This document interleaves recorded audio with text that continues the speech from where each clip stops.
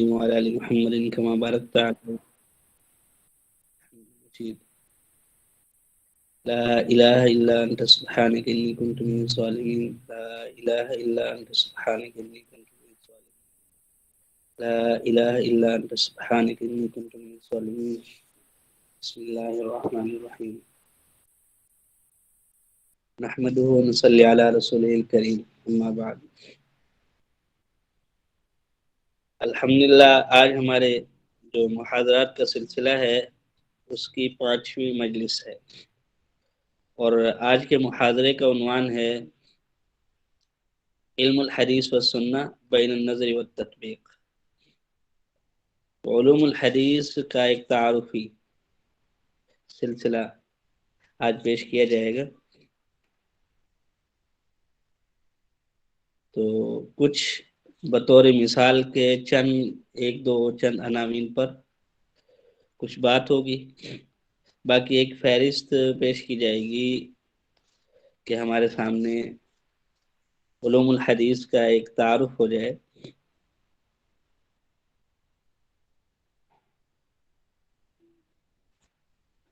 تو تعارف بھی فقہا اور محدثین کا چونکہ یہ مشترکہ عنوان ہے، تو دونوں جو گروہ ہیں، دونوں جماعتیں ہیں، دونوں اہل علم ہیں، ان کے اعتبار سے بھی کچھ تعارف ہو جائے، کچھ نفس فن کے اعتبار سے تعارف ہو جائے۔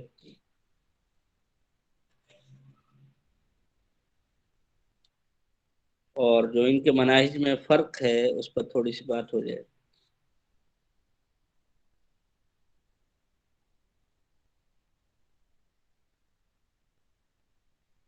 تو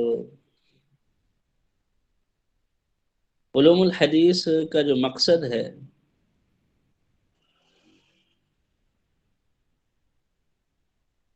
محدثین کے وظیفے کے مطابق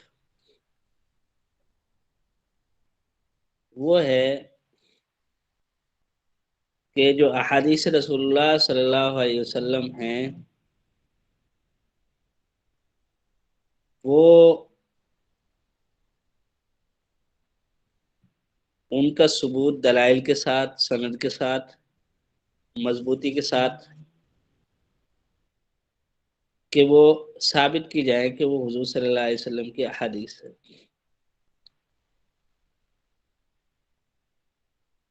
علوم حدیثیہ کی روشنی میں، علوم حدیثیہ کی مدد سے، اور جو احادیث رسول اللہ صلی اللہ علیہ وسلم نہیں ہیں وہ احادیث رسول اللہ صلی اللہ علیہ وسلم کے اندر داخل نہ ہو سکے، کہ آپ صلی اللہ علیہ وسلم کی احادیث مبارکہ وہ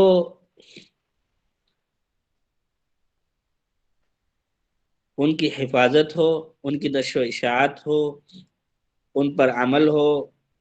ان کی تبلیغ ہو، اور تا قیامت وہ محفوظ طریقے سے امت کے آخری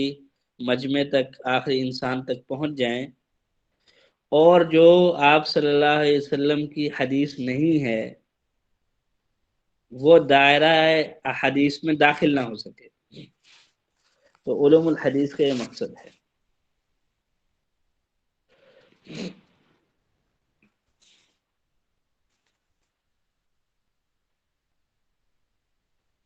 یعنی اس اعتبار سے دیکھا جائے تو یہ احادیث رسول اللہ صلی اللہ علیہ وسلم کے لیے ایک سیکورٹی سسٹم ہے،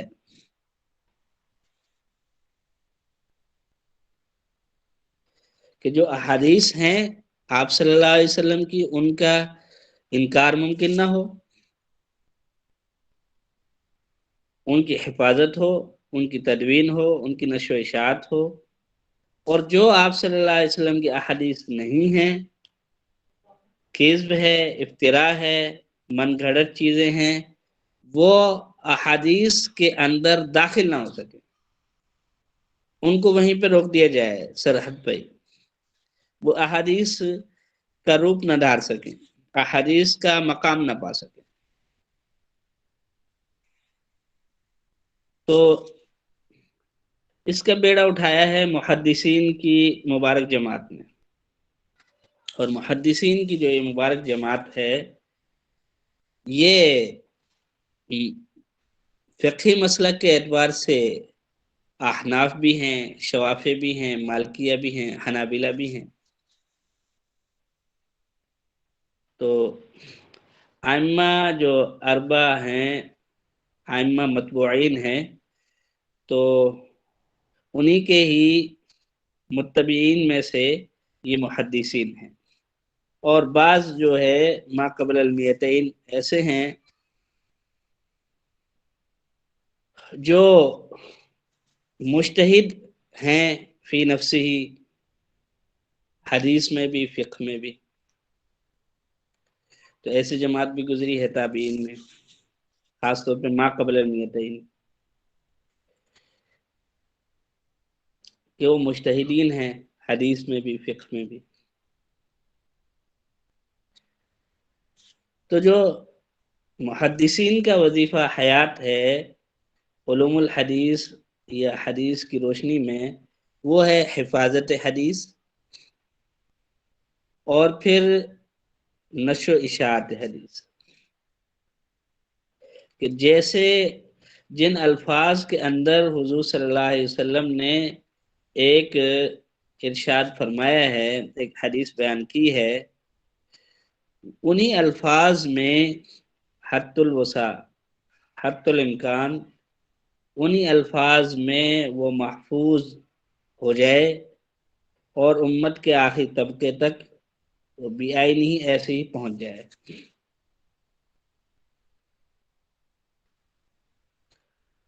یہ محدثین کا وظیفہ حیات ہے حدیثی تناظر میں۔ اور ایک وظیفہ ہے فقہا اصولیین کا۔ اب وہ جو فقہا اصولیین ہیں وہ حنفیہ میں سے بھی ہیں، شافعیہ میں سے بھی ہیں، مالکیہ میں سے بھی ہیں، حنابلہ میں سے بھی ہیں۔ ان کا جو وظیفہ حیات ہے حدیث کے تناظر میں، وہ ہے کہ جو احادیث رسول اللہ صلی اللہ علیہ وسلم ہیں پہلے ان کی تحقیق کرنا، جیسے کہ محدثین کا کام ہے کہ آئے یہ واقعی حضور صلی اللہ علیہ وسلم کی حدیث ہے۔ جب اس مرحلے سے تشفی ہو گئی اور یہ ثابت ہو گیا کہ یہ احادیث رسول اللہ صلی اللہ علیہ وسلم ہیں، تو اب ان کا وظیفہ حیات ہے الاخذ والاستنباط بالحدیث للعمل بھی، کہ آپ صلی اللہ علیہ وسلم کی احادیث سے اخذ و استنباط کیا جائے زندگی میں عمل کے لیے، کیونکہ کتاب و سنت پر عمل کرنا ہی دین پر عمل کرنا ہے۔ تو عمل کی راہ کو ہموار کرنا، ممکن بنانا، یہ فقہا کا وظیفہ حیات ہے۔ جیسے وہ قرآن مجید سے اخذ و استنباط کرتے ہیں، ایسے ہی جو مصدر ثانی ہے شریعت کا اور شارح ہے کتاب اللہ کے لیے یعنی احادیث مبارکہ، اس سے بھی اخذ و استنباط کرتے ہیں۔ تو فقیہ کے لیے محدث ہونا پہلے سے شرط ہے، تاکہ وہ پہلے یہ کنفرم کر سکے کہ آیا یہ حدیث واقعتاً حدیث ہے۔ تو اب یہ کنفرم کرنے کے لیے کہ یہ حدیث رسول اللہ صلی اللہ علیہ وسلم ہے، جو محدثین کی محنت ہے اس سے استفادہ کرنا ان کے لیے ضروری ہے۔ اور پھر استفادے کی جو شکل ہے وہ اس کے درجے ہیں۔ اگر فقہا اصولیین ما بعد المیتین ہیں اور مجتہدین کے زمانے کے بعد ہیں اور مرتبہ اجتہاد اور امامت کو نہیں پہنچے ہیں فقہ حدیث میں، تو پھر اصول و ضوابط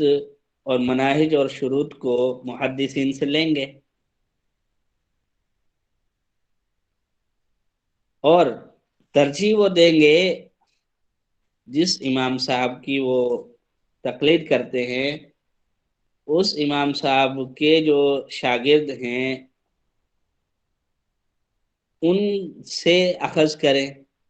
اصول و ضوابط، شرائط، مناہج، چاہے وہ تصحیح تعلیل کے ہوں، چاہے جرح تعلیل کے ہوں، چاہے مصطلحات حدیثیہ کے اندر ہوں، چاہے فقہ الحدیث کے اندر ہوں۔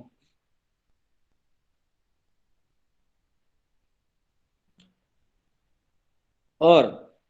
اکثر و بیشتر جو قواعد ضوابط ہیں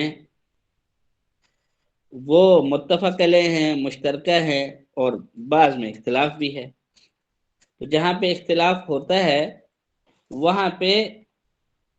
جو امام صاحب ہیں اور ان کے شاگرد ہیں بڑے، ان سے ہر کوئی لینے کی سعی کرتا ہے اور اس دائرے میں رہتا ہے اکثر و بیشتر۔ تو اگر دیکھا جائے علوم الحدیث کی جو اقسام ہیں، محدثین کے وظیفہ کے اعتبار سے، فقہا کے وظیفہ کے اعتبار سے، تو متعدد شاخوں پر منقسم ہوئی ہیں اور اب مدون ہو گئی ہیں، اور ہر شاخ میں کتابیں موجود ہیں اہل علم کی۔ اگر ہم پہلے بات کریں اقسام علوم الحدیث علی وظیفۃ المحدثین، تو ان کو ہم سمجھنے کے لیے، آسانی کے لیے یوں تقسیم کر سکتے ہیں۔ نمبر ایک، المصطلحات الحدیثیہ، کیونکہ یہ فن کا ایک ابتدائی درجہ ہے اور بنیادی جو معلومات ہوتی ہیں، بنیادی جو بات چیت کو سمجھنے سمجھانے کی کے لیے الفاظ وضع ہوتے ہیں، ان کو اس فن کی مصطلحات کہتے ہیں۔ تو المصطلحات الحدیثیہ یہ ایک قسم ہے علوم الحدیث کی، جیسے اور اکثر جو متاخرین کی کتابیں ہیں مصطلحات حدیثیہ پر ہی ہیں۔ مقدمہ ابن صلاح ہے اور اس کی شروحات ہے، اور شرح نخبہ تک، تو یہ مصطلحات حدیثیہ پر ہیں۔ اور دوسری جو ایک بڑی قسم ہے علوم الحدیث کی، وہ قواعد التصحیح والتعلیل ہے۔ قواعد التصحیح والتعلیل، حدیث کو صحیح اور معلل قرار دینے کے اصول، شرائط اور ضوابط۔ ایسی ایک قسم علوم الحدیث کی قواعد الجرح والتعدیل ہے، یا کہہ لیں کہ اصول الجرح والتعدیل ہے۔ تو اس پر الگ سے کتابیں ہیں۔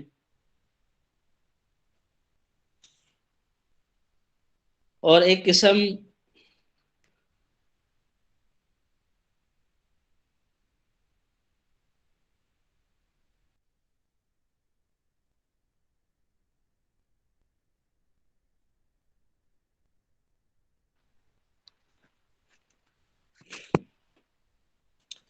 معرفت مناہج و شروط المحدثین فی الکتب الحدیثیہ،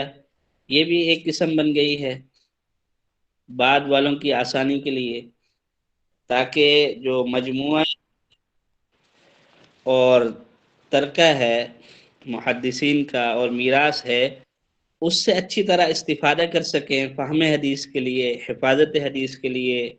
اور الاخذ والاستنباط بالحدیث کے لیے، اور نشر و اشاعت حدیث کے لیے، جو ہے یہ ایک اب قسم بن گئی ہے، اور اس پر کتابیں لکھی جانے لگی ہیں، اور بہت سی کتابیں لکھی گئی ہیں۔ یعنی مناہج و شروط المحدثین فی الکتب الحدیثیہ، یہ بھی ایک نو بن گئی ہے۔ ایسے ہی ایک نو جو ہے ابھی ماضی قریب میں علم حدیث سے جو اعتنا ہے اور شغف ہے، اس کی کمی کے باعث اور دوری کے باعث ایک نو ابھی بنی ہے، جس کو علم تخریج الحدیث و دراست الاسانید کے نام سے جانا جاتا ہے۔ اس میں بھی جو ہے حدیث کو تلاش کرنے کے طریقے، حدیث کے حکم پر بات کرنے کے طریقے اور حکم تک پہنچنے کے طریقے، تو کتابوں کا تعارف، مناہج کا تعارف، اور خاص طور پہ کتابوں کے منہج کا تعارف اس میں ہے کہ کس قسم کی حدیثوں میں، کتابوں میں کس قسم کی حدیثیں پائی جاتی ہیں۔ تو یہ تخریج الحدیث اور دراست الاسانید بھی ایک شاخ بن گئی ہے علوم الحدیث کی۔ ایسے ہی جس پر الگ سے کتابیں لکھی گئی ہیں وہ معرفت الموضوعات ہیں، یعنی وہ احادیث جو احادیث کے نام پر گھڑی گئی ہیں اور ان کا حدیث سے کوئی تعلق نہیں ہے، ان کو الگ سے مرتب مدون کر دیا گیا ہے تاکہ ان سے بچا جا سکے۔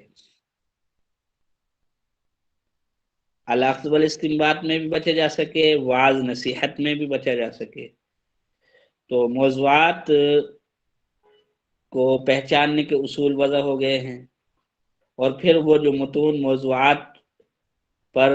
مشتمل ہیں ان کو الگ سے مدون کر دیا گیا ہے۔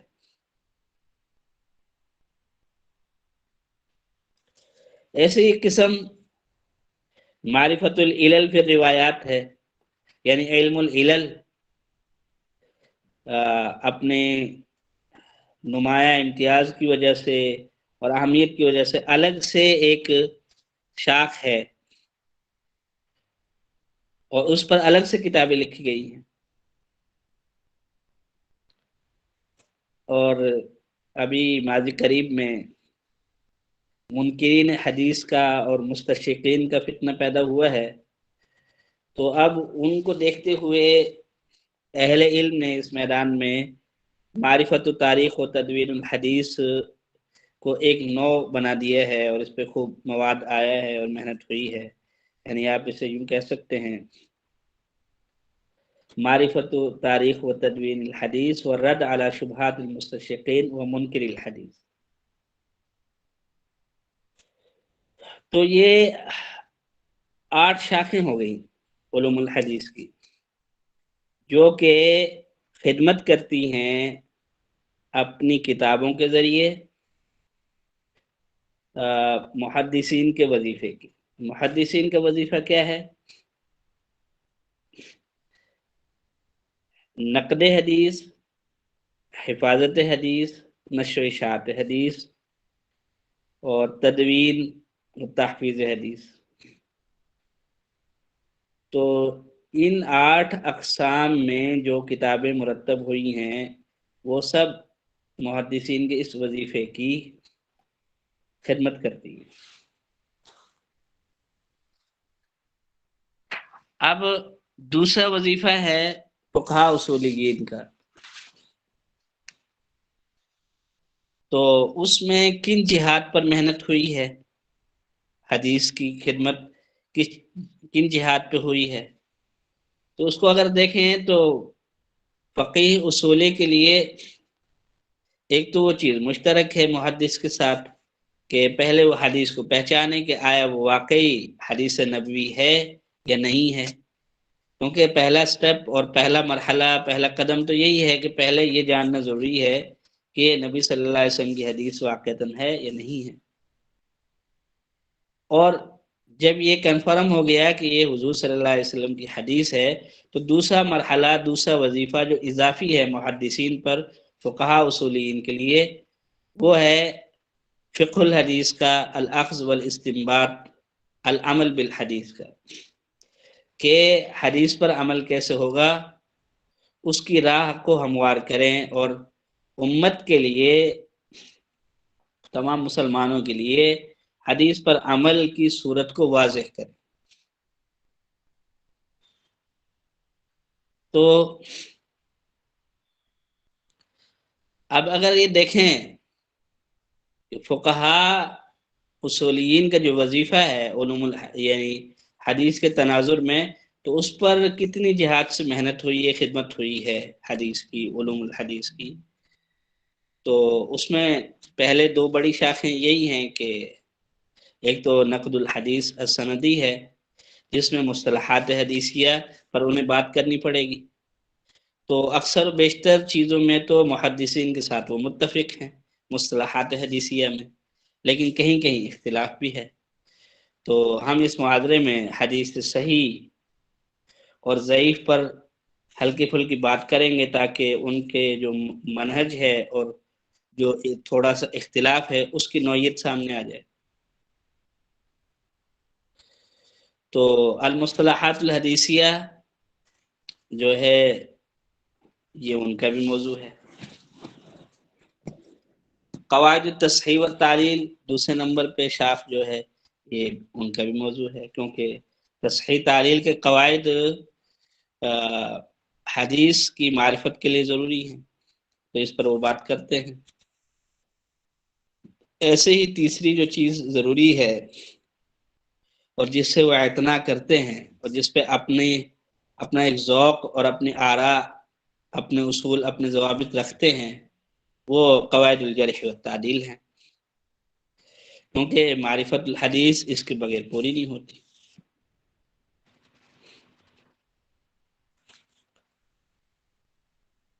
تو تین تو شاخیں جو علوم الحدیث کی ہیں فقہا اصولیین کے لیے بھی وہی ہیں جو محدثین کے ہاں ہیں، یعنی المصطلحات الحدیثیہ ایک، قواعد التصحیح والتعلیل دو، قواعد الجرح والتعدیل تین. دوسرا جو ان کا ایکسٹرا وظیفہ ہے، یعنی اضافی وظیفہ ہے، جو کہ محدثین کا نہیں ہے، فقہا کا ہے، اور اس کے لیے مجتہد ہونا، فقیہ ہونا، اصولی ہونا شرط ہے محدث ہونے کے ساتھ ساتھ. تو وہ ہے فقہ الحدیث، العمل بالحدیث، الاخذ والاستنباط من الحدیث. تو اس کے لیے کس کس جہات پر، کن کن جہات پر انہوں نے اصول ضوابط وضع کیے ہیں، اور ایک فن ان کے ہاں سامنے آیا ہے. تو اس کو اگر ہم دیکھیں فقہ الحدیث کے، تو چند عناوین وہ بطور مثال کے میں آپ کے سامنے پیش کرتا ہوں. نمبر ایک، اصول الترجیح. جب حدیث میں تعارض ہو جائے گا تو اصول الترجیح کی ضرورت پڑے گی، عمل بالحدیث سے پہلے یہ معاملہ نمٹانا پڑے گا. نمبر دو، اصول التطبیق والجمع بین الاحادیث. تعارض کے وقت بہتر یہ ہے کہ دونوں حدیثوں پہ عمل ہو جائے، تو اس کے اصول کیا ہوں گے؟ تو یہ فقہ الحدیث کا ایک بڑا شعبہ ہے، جیسے اصول الترجیح ہے. ایسے ہی نمبر تین، اصول النسخ ہے. اصول النسخ پہ جو ہے انہوں نے محنت کی ہے اور ان کو وضع کیا ہے، ان کو مدون کیا ہے، تاکہ اگر ناسخ اور منسوخ کو صحیح طرح جان لیں گے تو عمل کی راہ آسان ہو جائے گی حدیث پر.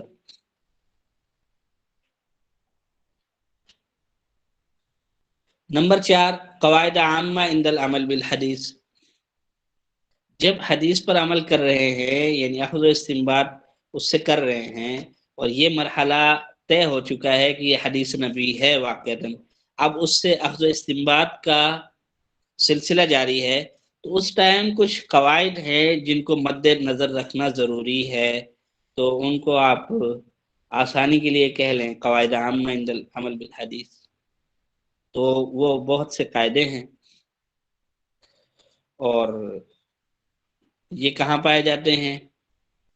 تو ہمارے احناف میں تو سب سے زیادہ جو بیان کیا ہے ان قواعد عامہ کو، یہ امام طحاوی رحم اللہ نے شرح معانی الاثار اور شرح مشکل الاثار اور احکام القرآن طحاوی میں بہت زیادہ بیان کیا ہے. ایسے ہی جساس رحم اللہ نے اپنے احکام القرآن میں بیان کیا ہے بہت زیادہ، اور شرح مختصر تحاوی میں بہت زیادہ انبار لگایا قواعد کا، ان قواعد کا۔ اور امام قدوری نے التجرید جو 12 جلدوں میں ان کی ہے، اس میں بہت زیادہ ان کو بیان کیا ہے۔ تو یہ کافی سارے ہیں، کچھ میں آپ کو اس محاضرے میں بطور مثال کے آپ کے سامنے پیش بھی کروں گا۔ اور ایسے ہی قواعد خاصہ عند التعارض بین الکتاب والسنہ، تو اس پر بھی قاعدے ہیں جو کہ فقہا اصولین نے مدون کیے ہیں جب تعارض ہو جائے کتاب اللہ اور سنت میں۔ ایسے ہی قواعد خاصہ عند تعارض بین الخبر والاجماع والتعامل، خبر کے اندر، خبر واحد کے اندر اور اجماع کے اندر تعارض ہو جائے تو اس وقت کیا کون سے قواعد ہیں جن کے تحت اس کو حل کیا جائے گا اور ایک سائڈ پہ لگا جائے گا، ایک جہت کو متعین کیا جائے گا، تو اس کے لیے کیا اصول ضوابط ہیں وہ مدون کیے ہیں اصولین نے، فقہا نے۔ ایسے ہی قواعد خاصہ عند تعارض بین الخبر والقیاس، قیاس اور خبر کا آپس کا تعارض ہو جائے تو کس کو مقدم کریں گے، کیوں کریں گے، کب کس کو کریں گے، کیا شرائط ہوں گی اس کی، تو یہ اس چیز کو مدون کیا فقہا اصولین نے۔ ایسے ہی قواعد خاصہ عند التعارض بین الخبر الواحد والمشہور والمتواتر، ایسی خبر کے اپنے جو طبقے بنائے ہیں، جو اقسام بنائی ہیں اصولیین نے، فقہا نے، عمل کی نسبت سے، ان کا اگر آپس میں تعارض ہوتا ہے تو پھر عمل کرنے کے کیا قواعد ہوں گے، کس کو کتنی ترجیح کس وقت دی جائے گی، کس کو کب ترجیح دی جائے گی، تو اس کے قواعد ہیں۔ ایسے ہی قواعد خاصہ عند التعارض بین الخبر والاصول الماخوذہ من الآیات والاخبار المتواترہ والمشہورہ، وہ قواعد، وہ ضوابط، وہ اصول جو آیات سے اور احادیث متواترہ مشہورہ سے مستنبط ہیں، جن کو قواعد فقہیہ کلیہ بھی کہتے ہیں، اگر ان سے تعارض ہو جاتا ہے خبر واحد کا تو اس ٹائم پھر کس پر عمل کیا جائے گا، کس طرح عمل کیا جائے گا، تو ان کو بھی مدون کیا ہے فقہا اصولیین۔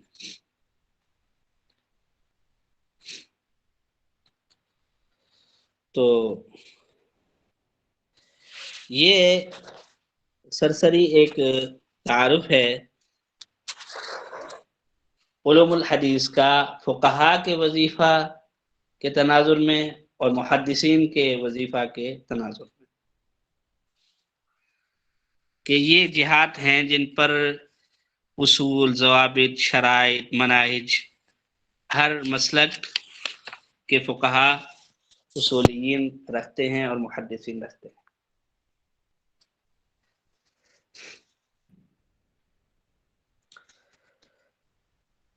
تو حفاظت حدیث کا سلسلہ صحابہ کرام رضوان اللہ علیہم اجمعین سے شروع ہوا ہے، اور جیسے جیسے زمانہ آپ صلی اللہ علیہ وسلم کی طرف زیادہ بڑھتا ہے تو شرائط کی جو مقدار ہے وہ کم ہوتی ہے اور جو کیفیت ہے وہ نرمی کی طرف جاتی ہے، اور جیسے جیسے زمانہ حضور صلی اللہ علیہ وسلم سے صحابہ کی طرف، صحابہ سے تابعین کی طرف، تابعین سے تبع تابعین کی طرف، اور تبع تابعین سے بعد میں جو محدثین ائمہ حضرات آئے ہیں، اہل علم آئے ہیں، ان کی طرف بڑھتا ہے تو شرائط کی مقدار بھی بڑھتی ہے اور کیفیت میں سختی بھی آتی ہے۔ وجہ کیا ہے؟ فطری سی وجہ ہے، سادہ سی وجہ ہے کہ جب راوی کم ہوں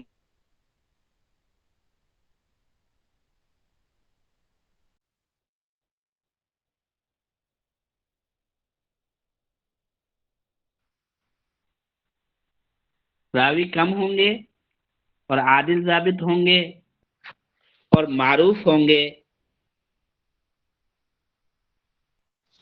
تو راویوں کو پہچاننا آسان ہے۔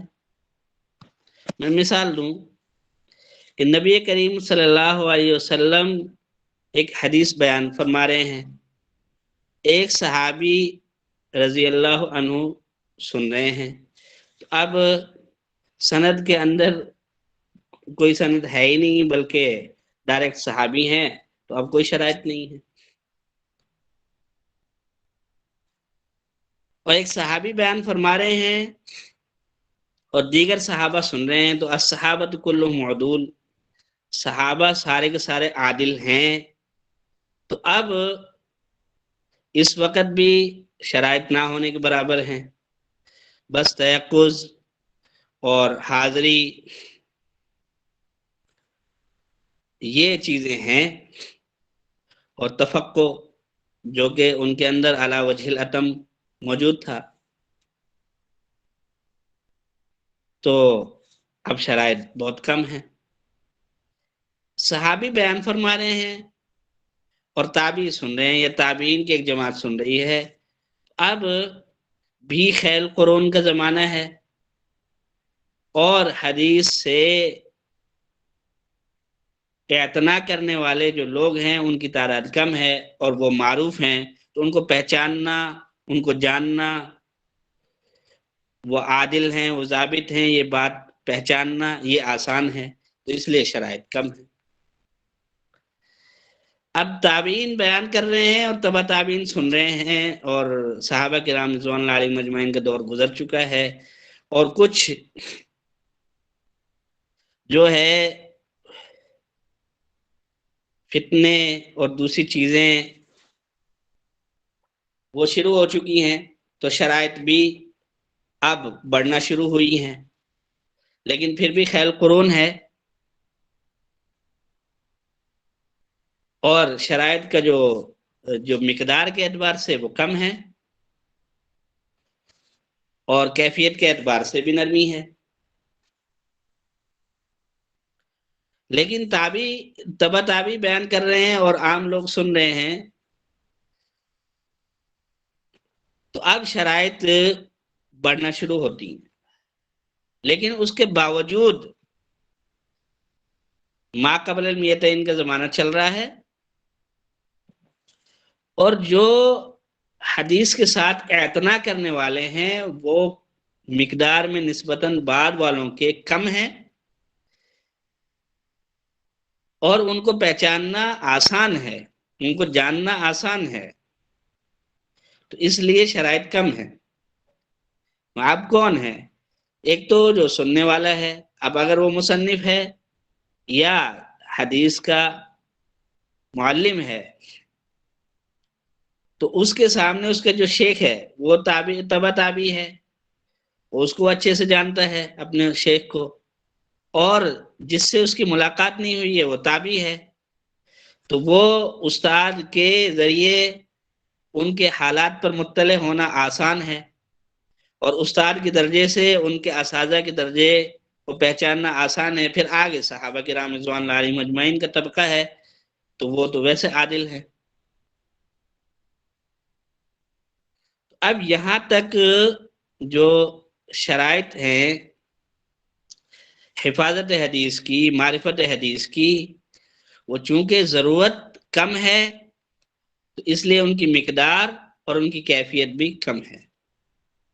نرم ہے۔ اب یہی وہ زمانہ ہے جس میں ائمہ اربعہ میں سے خاص طور پہ امام ابو حنیفہ رحمۃ اللہ علیہ اور امام مالک رحمۃ اللہ علیہ گزرے، اور انہوں نے اپنا کام کیا ہے اجتہاد کا۔ تو وہ امام صاحب تابعی صغیر ہیں، اور تابعین کبار جو ہیں وہ ان کے اساتذہ ہیں، اور نسبتاً بعد کے ان کی مقدار کم ہے، اور ان کے بعد تابعین کبار انہیں کہتے ہیں جنہوں نے سینکڑوں صحابہ کو دیکھا ہے اور ان سے ملاقات ہوئی ہے اور استفادہ ہوا ہے۔ تابعی صغیر اسے کہتے ہیں جس نے چند صحابہ کو دیکھا ہے اور ان سے استفادہ کیا ہے۔ تو امام ابو حنیفہ رحمۃ اللہ علیہ کے لیے تابعین کبار اپنے مشائخ کو، جو تابعین کبار ہیں وہ ان کے مشائخ ہیں، تو ان کو پہچاننا اور ان کی تمیز کرنا حدیث کی سند کے اعتبار سے آسان ہے، تو اس لیے ان کی شرائط بھی آسان ہے۔ اور یہی جو زمانہ ہے امام مالک رحمۃ اللہ علیہ کا ہے، تو اب ان کے زمانے میں جو انقطاع ہے، ارسال ہے، تدلیس ہے، یہ چیزیں علل قادحہ نہیں ہیں، علل قادحہ نہیں ہیں، اور مرسل کے حجت ہونے پر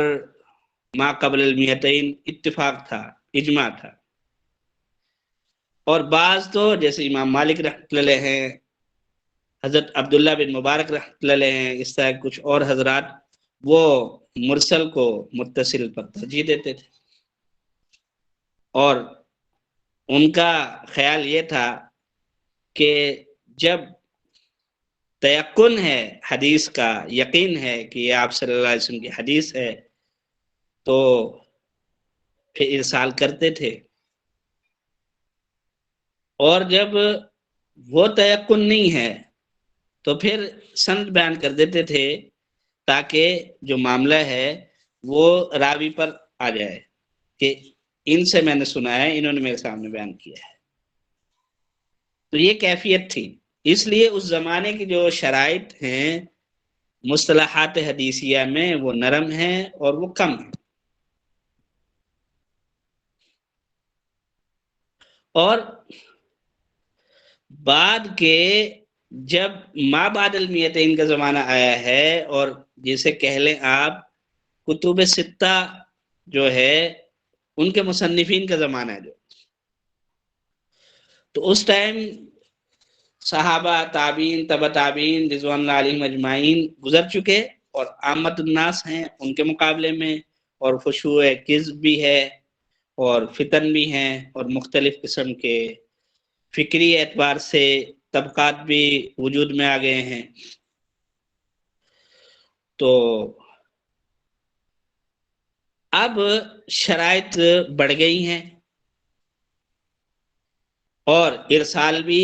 علت قادحہ بن گیا ہے، تدلیس بھی علت قادحہ بن گیا ہے، انقطاع جو ہے کسی بھی قسم کا اور موقوف ہونا، یہ علت قادحہ میں آ گئے ہیں۔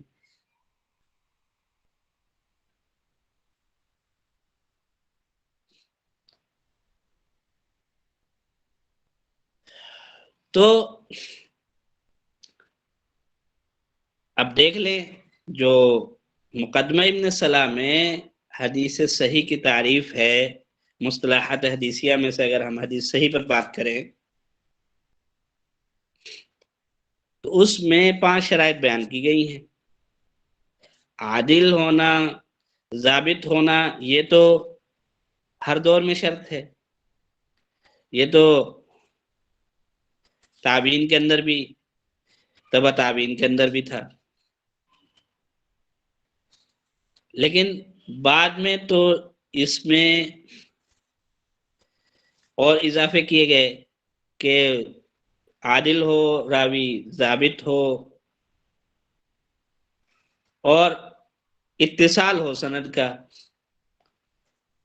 الی آخر سند جو ہے کوئی انقطاع نہ ہو کسی راوی کا، یہ شرط ہے، اور کوئی شذوذ نہ ہو اور کوئی علت نہ ہو۔ تو یہ 5 شرائط ہوں گی تو حدیث صحیح ہے، یعنی شروط صحت یہ پوری ہیں پھر اس سند کے صحیح ہونے کے لیے۔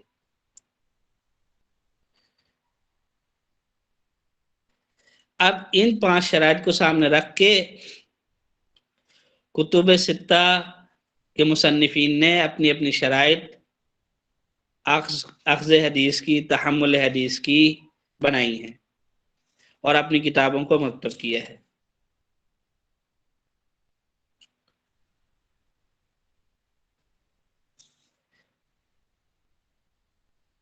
اب یہاں تک جو کتب ستہ کا زمانہ ہے یہ 5 شرائط آ گئی ہیں، اور ان کی جو مزید تنقیح ہوئی ہے، تنویع ہوئی ہے، تقسیم ہوئی ہے، تفصیل ہوئی ہے، وہ بعد کے جو مصطلحات حدیثیہ پر مفصل کتابیں لکھنے والے ہیں انہوں نے کی ہے، کیونکہ یہاں تک جو مصطلحات پر کتابیں ہیں وہ جو کتب العلل جو یا کتب التاریخ للرجال ہیں ان کے مقدموں میں تھی،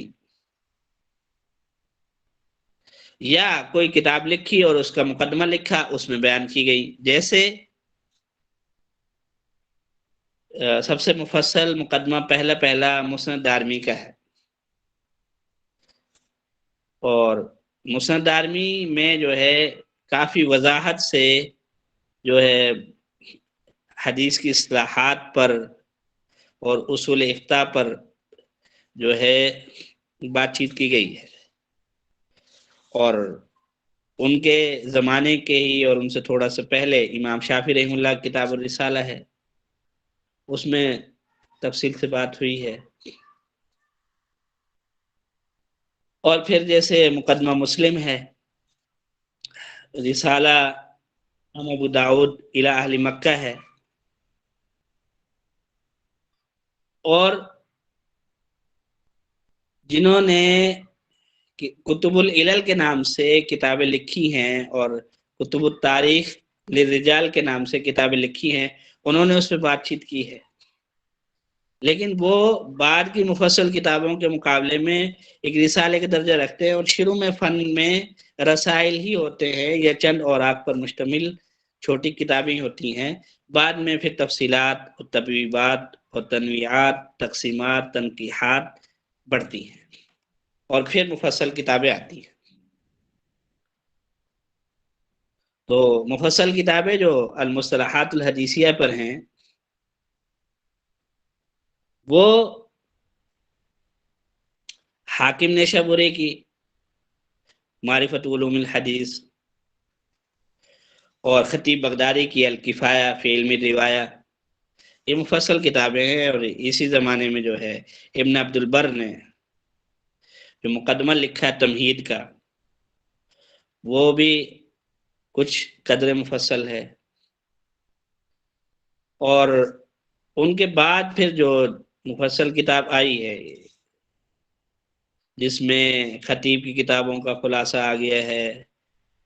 اور دیگر حضرات کی کتابوں کا خلاصہ آ گیا ہے، وہ ہے مقدمہ ابن صلاح، اور پھر مقدمہ ابن صلاح پہ کام ہوا ہے،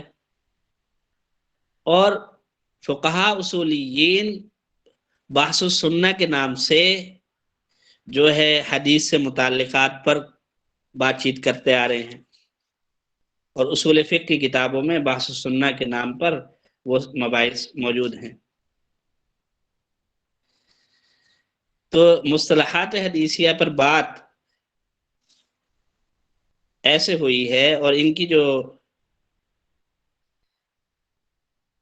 نرمی اور سختی کا معاملہ ہے اور مقدار میں کمی اور زیادتی کا معاملہ ہے، اس پہ ایک دو باتیں اگر ہم سمجھ لیں تو یہ فلسفہ سمجھ آ سکتا ہے کہ بعد والوں کا پہلے والوں کے مقابلے میں شرائط زیادہ کیوں ہیں اور سخت کیوں ہیں۔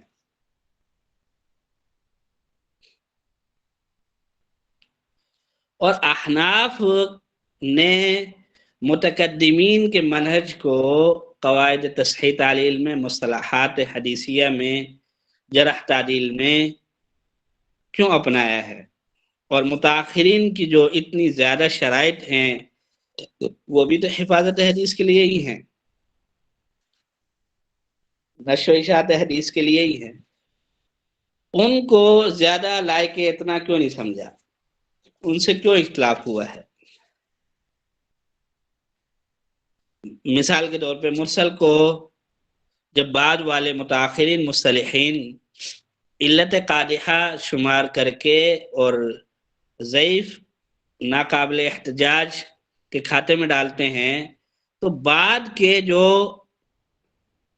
احناف ہیں، حنفیہ ہیں، اصولی ہیں، محدث ہیں، وہ پھر بھی احتجاج بالمرسل پر کیوں اڑے ہوئے ہیں؟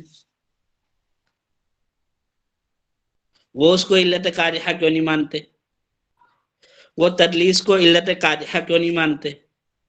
وہ اضطراب فی السند والمتن کی وجہ سے الحدیث المضطرب کو علت قادحہ میں کیوں نہیں لے جاتے؟ اور کیوں وہ جو ہے اس سے اخذ و استنباط کرتے ہیں؟ تو اس کی وجہ یہ ہے کہ جو صحیح فن کی ترتیب ہے وہ یہ ہے کہ جس دور میں جو شرائط صحت حدیث کے لیے یا عمل بالحدیث کے لیے وضع کی گئی، وہ اپنے زمانے کے چیلنجز کو دیکھتے ہوئے اور ضرورت کو دیکھتے ہوئے وضع ہوئی۔ اگر خیر القرون کا زمانہ ہے اور معرفت الروات آسان ہے کیونکہ ان کی مقدار بھی کم ہے اور ان کا معیار بھی زیادہ ہے، صحابہ ہونے کی وجہ سے، تابعین ہونے کی وجہ سے، تبع تابعین ہونے کی وجہ سے، خیر القرون ہونے کی وجہ سے، تو ان کو پہچاننا آسان ہے۔ پھر ان کا معیار تقوی وہ بھی کامل ہے اور بڑا ہے۔ اس لیے اس زمانے میں شرائط صحت میں جو بعد کی شرائط ہیں ان کو نہیں لیا گیا اور مرسل سے احتجاج کیا گیا ہے۔ تدلیس کو اتنی اہمیت نہیں دی گئی، احتجاج کیا گیا ہے۔ اضطراب کی جو یہ نظری صورتیں ہیں، چاہے وہ سند میں ہیں چاہے وہ متن میں ہیں، ان کو بھی علت قادحہ شمار نہیں کیا گیا اور احتجاج کیا گیا ہے۔ اب اس کی مثال جو ہے امام مالک رحمۃ اللہ کی موطا ہے، اس میں مراسیل ہیں، اس میں منقطعات ہیں، حتیٰ کہ بلاغات ہیں، جس میں مصنف یہ سند کو ہی حذف کر دیتے ہیں اور بلغنی ان النبی صلی اللہ علیہ وسلم قال کذا و کذا، یہ صورتحال ہو جاتی ہے، سند کو ہی حذف کر دیتے ہیں۔ تو ایسا کیوں ہے؟ کیونکہ جو مشائخ امام مالک رحمۃ اللہ علیہ ہیں وہ تابعین تبع تابعین ہیں اور وہ مقدار میں پھر مقدار میں وہ کم ہے، کیونکہ جو سند ہے امام مالک رحمۃ اللہ علیہ کی اس میں کل 3 بندے ہیں زیادہ سے زیادہ، یہ 4 ہوں گے، اور سنائی بھی ہیں، ثلاثیات بھی ہیں۔ تو ان میں جو ان کے شیخ ہے جن سے انہوں نے لی ہے حدیث، ان کو تو وہ جانتے ہی ہیں، اور ان کے اوپر جو ہیں وہ ویسے تابعین کبار ہیں اور صحابہ کرام ہیں، تو ان کے بارے میں فیصلہ کرنا ویسے بہت آسان ہے۔ تو صحیح طریقہ یہ ہے کہ جس زمانے میں جو کتابیں لکھی گئی ہیں اس زمانے میں جو شرائط صحت اور جو اصول ضوابط وضع کیے گئے حفاظت حدیث کے لیے، تو ان کو اسی زمانے کی کتابوں پر لگایا جائے،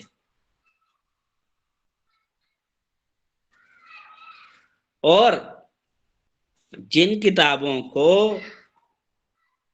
ترتیب دیا گیا ہے، مدون کیا گیا ہے ما بعد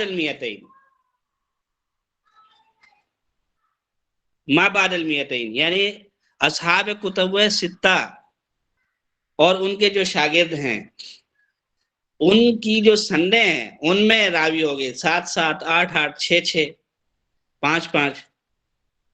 9 راوی ہو گئے، اور پھر ان میں پہلے 3 طبقے تو چلو صحابہ تابعین تبع تابعین، اس کے بعد تو عامت الناس ہیں، تو ایک تو سند میں تعداد زیادہ ہو گئی، اور پھر ایک عامت الناس ہے، اور پھر خشوع و کذب ہے، اور فتن کا دور ہے، اور ہوا پرستی اور دوسری چیزیں اب اپنا سر اٹھا رہی ہیں، جو کہ صحابہ کرام کے زمانے میں، تابعین کے زمانے میں نہیں تھی، یا بالکل وہ ناقابل شمار تھی، بہت کم تھی۔ منافقین کی طرف سے صحابہ کرام کے زمانے میں تھی، جو کہ مسلمان نہیں تھے، منافق تھے، وہ ایسا کرتے تھے، اور تابعین کے زمانے میں جو ہے گمراہ لوگ ایسا کرتے تھے، اسلام سے اناد کی وجہ سے، اسلام سے دشمنی کی وجہ سے۔ تو اب ان شرائط اور ضوابط کا جو عملی انطباق ہے، اس کا صحیح طریقہ کار یہ ہے کہ جس زمانے میں شرائط وضع ہوئی ہیں، اسی زمانے میں جو کتابیں احادیث کی مدون ہوئی ہیں، ان پر ان کو منطبق کیا جائے، اس سے پہلے والوں پر نہ کیا جائے۔ جیسے امام بخاری رحمۃ اللہ علیہ ما بعد المیتین ہیں، 196 ہجری میں، 194 96 ہجری میں وہ پیدا ہو رہے ہیں، 256 ہجری میں فوت ہو رہے ہیں۔ تو انہوں نے جو اپنا کام کیا ہے وہ 215 220 ہجری کے بعد ہی کیا ہے۔ پہلے وہ طالب علم رہے، اس سے پہلے نابالغ تھے، پھر طالب علم شروع ہوئے، پھر ایک درجہ امامت کو حدیث کے اندر پہنچے جب 30 35 40 سال عمر ہو گئی، تو یا کم از کم 25 سال کے بعد انہوں نے اپنا شروع کیا۔ تو اب ان کے ہاں مرسل جو ہے وہ ضعیف ہے، اور علت قادحہ ہے، تدلیس علت قادحہ ہے، اضطراب چاہے وہ سندی ہے چاہے وہ متنی ہے، وہ علت قادحہ ہے، اور راویوں کے اندر جو کمزور روات ہیں حفظ اتقان کے اعتبار سے، ان کا حفظ و اتقان کے اعتبار سے مضبوط روات کی مخالفت کرنا، جس کو بعد کے مصطلحین شذوذ اور نکارت کا نام دیتے ہیں، تو وہ علت قادحہ ہے۔ تو اب اگر ان شروط کو امام مالک رحمۃ اللہ علیہ کی موطا پر نافذ کیا جائے گا، اور امام مالک رحمۃ اللہ علیہ کی موطا کو پرکھا جائے گا امام بخاری رحمۃ اللہ علیہ کی شرائط پر، تو پھر موطا کہاں جائے گی؟ موطا سے تو ہاتھ دھونا پڑے گا۔ اور جبکہ امام شافعی رحمہ اللہ فرماتے ہیں کہ کتاب اللہ کے بعد آسمان کے نیچے سب سے اصح کتاب مالک ہے۔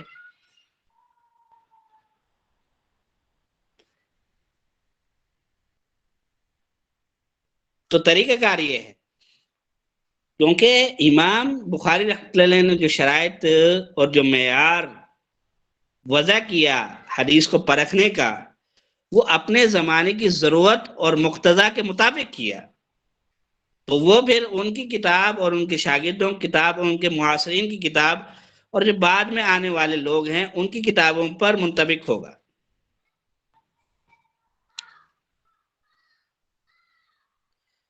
تو یہ بات اچھی طرح سمجھ لینی چاہیے، ورنہ کیا ہوگا کہ جو متقدمین کی محنت ہے، مجموعہ احادیث ہیں، ان سے پھر بعد کی جو مصطلحات حدیثیہ ہیں ان کی وجہ سے ان سے ہاتھ دھونا پڑے گا۔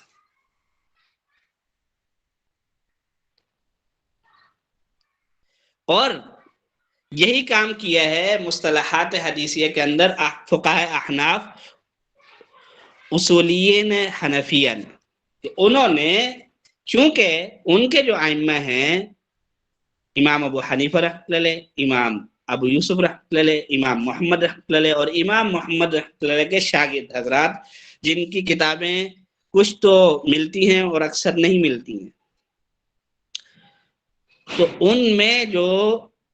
روایات ہیں بطور مستدلات کے،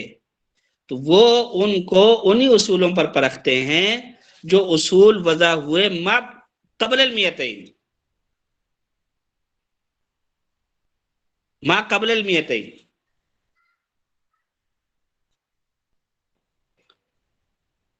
تو اب وہ مرسل کو لے لیتے ہیں، کیونکہ امام صاحب کے زمانے میں مرسل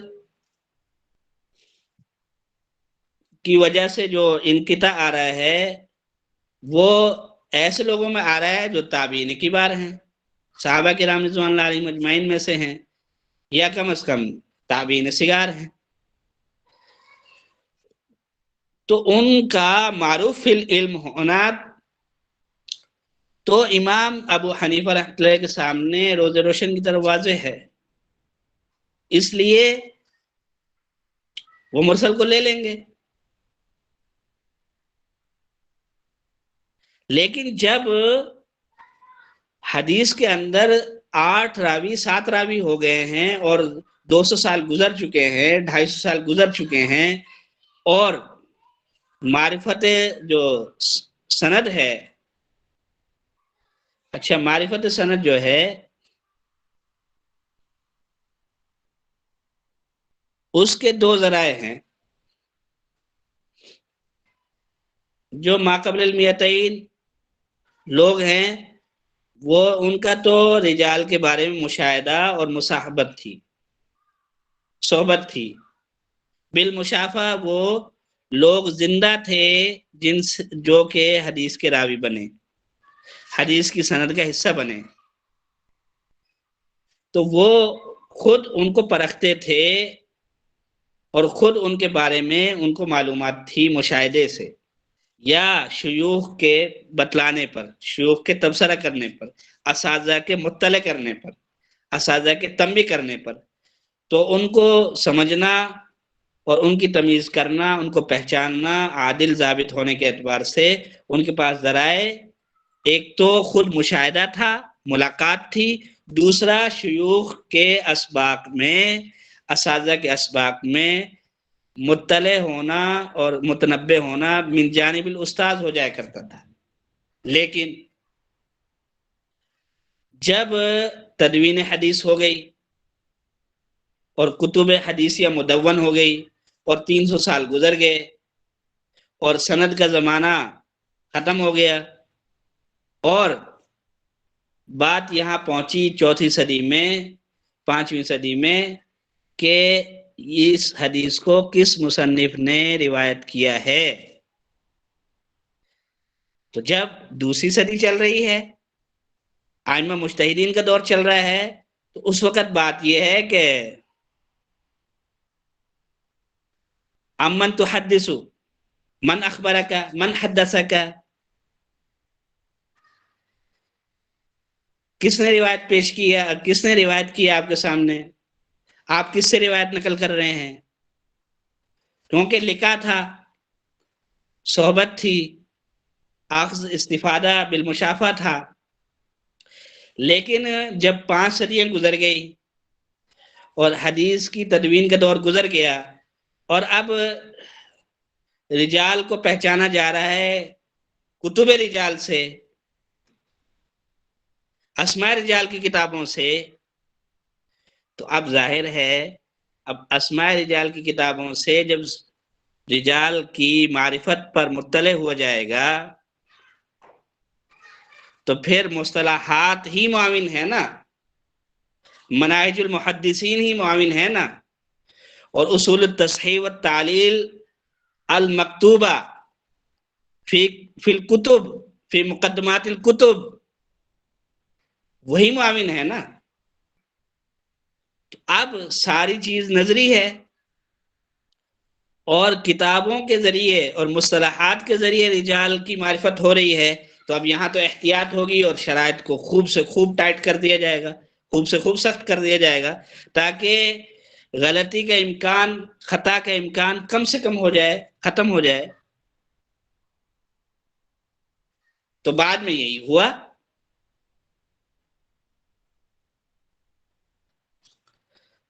بعد میں مصطلحات حدیثیہ کے بارے میں، قواعد التصحیح والتعلیل کے بارے میں، قواعد الجرح والتعدیل کے بارے میں جب نوبت آ گئی کتابوں پر اور مصنفین کے تبصروں پر، تو پھر ظاہر ہے مصنفین کے تبصروں سے ایک چیز کا علم حاصل کرنا ہے، اندازہ لگانا ہے، معرفت حاصل کرنی ہے، تو ان کی مصطلحات پر چلنا پڑے گا، ان کی مصطلحات کو سمجھنا پڑے گا۔ اور جب بعد والے رجال پر کتابیں لکھیں گے تو بعد میں تو جو ہے زمانہ دور گزر گیا تو پھر شرائط وہ ٹائٹ ہو جائیں گی اور مقدار میں بھی زیادہ ہو جائیں گی.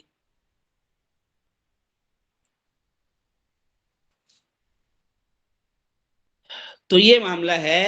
اب صحیح طریقہ کار کیا ہے پھر؟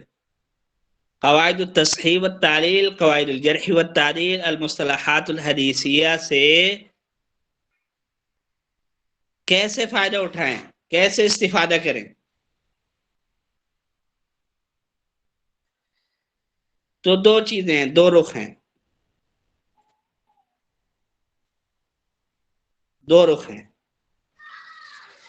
ایک ہے احادیث کی میراث، احادیث کے مجموعہ جات، احادیث کی کتب مدونہ شکل میں ان سے استفادہ کرنا ہے، ان کی معرفت حاصل کرنی ہے، ان کو پہچاننا ہے کہ کس درجے کی حدیثیں ہیں. اور ایک تو یہ رخ ہو گیا مصطلحات اور قواعد تصحیح تعلیل کے اور جرح تعدیل کے کا میدان، ایک تو یہ ہو گیا. اور دوسرا میدان کیا ہے؟ دوسرا میدان یہ ہے کہ مستقبل کے اعتبار سے حدیث کی حفاظت کے لیے منصوبہ بندی کرنی ہے، یا اپنے موجودہ زمانے میں حدیث کی حفاظت کرنی ہے اور آئندہ کے لیے حدیث کو مدون کرنا ہے. تو اب یہ دو رخ ہو گئے. تو جو ائمہ مجتہدین کے مستدلات ہیں، ائمہ مجتہدین کے مستدلات ہیں، وہ تو ما قبل المیتین گزر گئے. تو ان کو پرکھا جائے گا، ان کو دیکھا جائے گا انہی مصطلحات، انہی شرائط ضوابط پر جو ان کے دور میں وضع ہوئی، ان کے مقتضا کے اعتبار سے، ان کی ضرورت کے اعتبار سے، ان کے زمانے کے چیلنجز کے اعتبار سے. تو پھر وہ کیا ہے، ساری کی ساری قابل عمل نظر آئیں گی، ساری کی ساری صحیح نظر آئیں گی،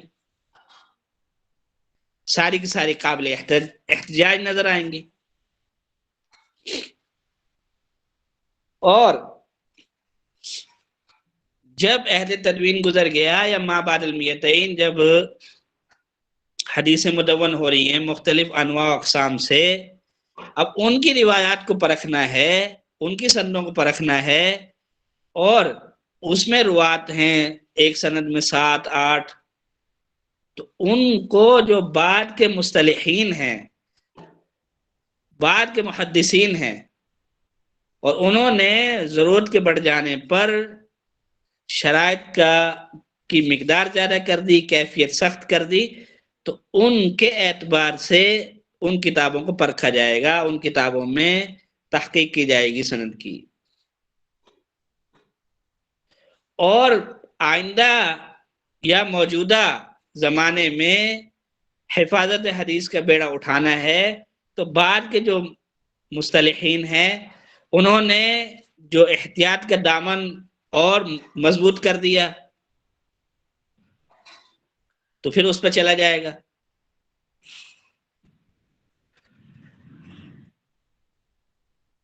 یہاں پہ ایک طبقے کی طرف سے خلط مبحث کی وجہ سے لوگ تشویش کے شکار ہو رہے ہیں. جو لوگ ائمہ کی تقلید نہیں کرتے، وہ کیا کرتے ہیں، شرح نخبۃ الفکر جو کہ 9ویں صدی ہجری میں لکھی گئی ہے، اور مقدمہ ابن صلاح جو کہ 7ویں صدی ہجری میں لکھا گیا ہے، اور رجال کی کتابیں چاہے وہ ذہبی کی ہیں، چاہے مزی کی ہیں، چاہے ابن جوزی کی ہیں، چاہے مغلطائی کی ہیں، چاہے ابن حجر کی ہیں، چاہے ابن کثیر کی ہیں، چاہے قاسم بن قطلبگہ کی ہیں، رحمہم اللہ تعالی اجمعین، ان کے اندر مذکور شرائط اور مناہج اور مصطلحات کو وہ چسپاں کرتے ہیں امام ابو حنیفہ رحمۃ اللہ علیہ کے مستدلات پر، امام مالک رحمۃ اللہ کے مستدلات پر، امام شافعی رحمۃ اللہ کے مستدلات پر، امام احمد بن حنبل رحمۃ اللہ کے مستدلات پر. حالانکہ وہ تو ما قبل المیتین گزر گئے اور اس وقت شرائط صحت کم تھی اور نرم تھی، تو ان کے ہاں جو شرائط تھی ان کے مطابق ان کے مستدلات کو پرکھنا چاہیے. تو وہ ساری قابل عمل ان کی شرائط کے مطابق تھی تو انہوں نے قابل عمل قرار دیا نا ان کو. لیکن جب شرح نخبہ کے ذریعے موطا امام مالک کو یا کتاب الآثار امام محمد کو، کتاب الآثار ابی یوسف رحم اللہ کو پرکھا جائے گا، تو پھر یہاں پہ تو جو حدیث ضعیف ہے اس کی کیٹیگریز بڑھ گئی ہیں، اس کی انواع اقسام بڑھ گئی ہیں، کیونکہ جو علل قادحہ اس وقت نہیں تھی، بعد میں ضرورت کے پیش نظر، احتیاط کے پیش نظر ان کو علت قادحہ قرار دے دیا گیا.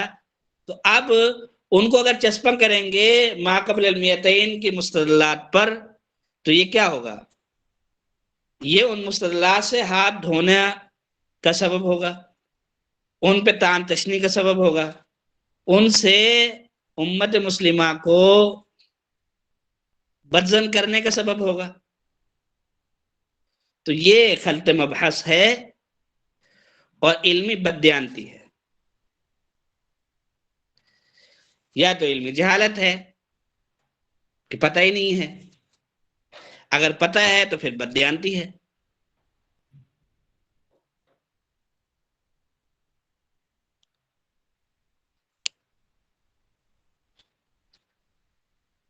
تو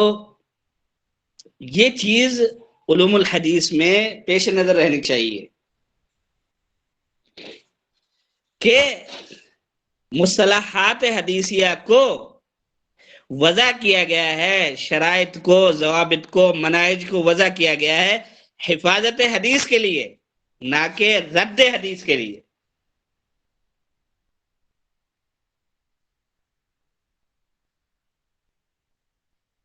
رد حدیث کے لیے وضع نہیں کیا گیا.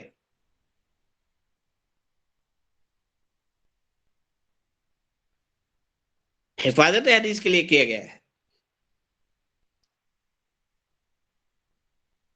جب متاخرین کی مصطلحات اور شرائط ضوابط کو ہم متقدمین کے مستدلات پر چسپاں کریں گے، ان پہ مسلط کریں گے، تو پھر تو کیا ہوگا؟ ان کے مستدلات کی تردید لازم آئے گی. اور یہ تو مصطلحات کو اس لیے تو وضع نہیں کیا گیا کہ اکابرین جو ہیں، ائمہ مجتہدین جو ہیں، ان کی محنت کو اکارت کیا جائے.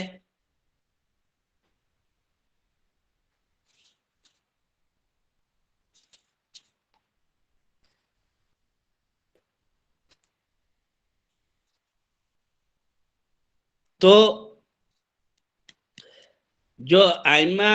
احناف ہیں وہ جب شروح الحدیث میں یا شروح الفقہ میں یا احکام القرآن کے نام پر تفاسیر میں حدیث کی سند پر بحث کرتے ہیں تو اکثر وہ حدیث جو ضعیف ہوتی ہے متاخرین کے ہاں، متاخرین مصطلحین کے ہاں، اس کو قابل احتجاج قرار دیتے ہیں. کس تناظر میں؟ متقدمین جو ما قبل المیتین کی شرائط ضوابط تھی اس کے تناظر میں.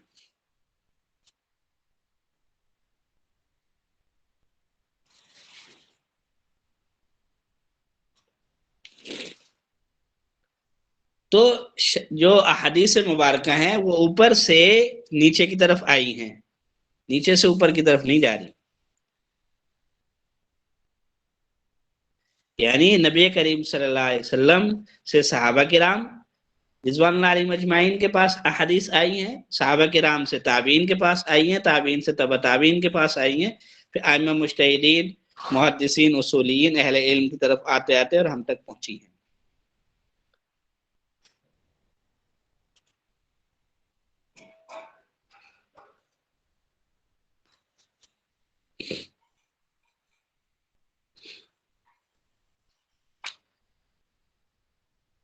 تو یہ اگر بنیادی باتیں ذہن میں ہوں اور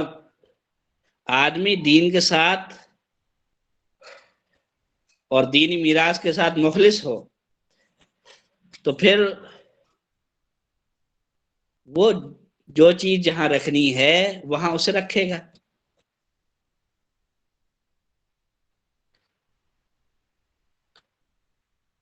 تو جو بعد والے محدثین کی مصطلحات ہیں، اصول، ضوابط، مناہج ہیں، ان کو جو بعد میں آ رہے ہیں زمانے اور جو موجودہ ہے اس سے اخذ و استنباط کر کے، اس سے استمتاع کر کے حدیث کی حفاظت کو یقینی بنایا جائے گا، حدیث کی نشر و اشاعت کو، حدیث کی تمییز بین الصحیح والباطل کو ممکن بنایا جائے گا۔ تو اپنی جگہ پر یہ مصطلحات جو متاخرین کی ہیں، جو شرائط جو کہ اکثر و بیشتر تو مشترک ہیں، آپس میں متفق علیہ ہیں، لیکن کچھ جو زائد ہیں بعد والوں کی طرف سے وہ اقتضاء الزمان کی وجہ سے ہیں، ضرورت کی وجہ سے ہیں، تو ان سے استفادہ کر کے آج کے دور میں حفاظت حدیث کو یقینی بنایا جائے گا، اور آنے والے زمانوں کے لیے حفاظت حدیث، نشر و اشاعت حدیث کو یقینی بنایا جائے گا۔ تو وہ اپنے محل میں موضوع ہیں، اور جو متقدمین کی مصطلحات، شرائط ہیں، وہ اپنے محل میں موضوع تھی، مناسب تھی، شاندار تھی، جاندار تھی۔ اور یہ جو علم حدیث ہے اس کی تکمیل متقدمین سے لے کے ہمارے دن تک جتنی بھی خدمت ہوئی ہے حدیث کی، علوم حدیث کی، سب سے مل کر ہوتی ہے۔ یہ آپس میں ایک دوسرے کے مد مقابل نہیں ہے، بلکہ آپس میں ایک دوسرے کے متمم اور مکمل ہیں، اور معاون اور ممد ہیں، اور سب سے مل کے یہ علم حدیث کا درخت پروان چڑھا ہے، جس کے سائے میں حفاظت حدیث، نشر و اشاعت حدیث اور الاخذ والاستنباط بالحدیث کو ممکن بنایا گیا ہے، ممکن بنایا جا رہا ہے، اور ممکن بنایا جائے گا انشاءاللہ۔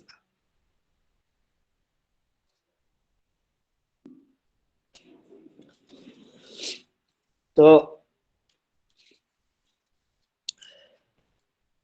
اب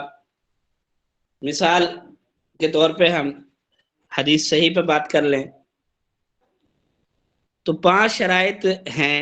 صحیح کی، متاخرین نے جو کی ہیں، خاص طور پہ کتب ستہ کے زمانے میں۔ کتب ستہ بخاری، مسلم، ترمذی، ابو داؤد، نسائی، ابن ماجہ رحمہم اللہ تعالی اجمعین۔ ان کے زمانے میں جو ہے صحت سند کے لیے، صحت حدیث کے لیے 5 شرائط ہو گئی، لیکن ان سے پہلے جو مستدلات احناف ہے متقدمین کے، امام صاحب کے جو ڈائریکٹ شاگرد ہیں ان کے، اور جو ڈائریکٹ شاگردوں کے شاگرد ہیں ان کے،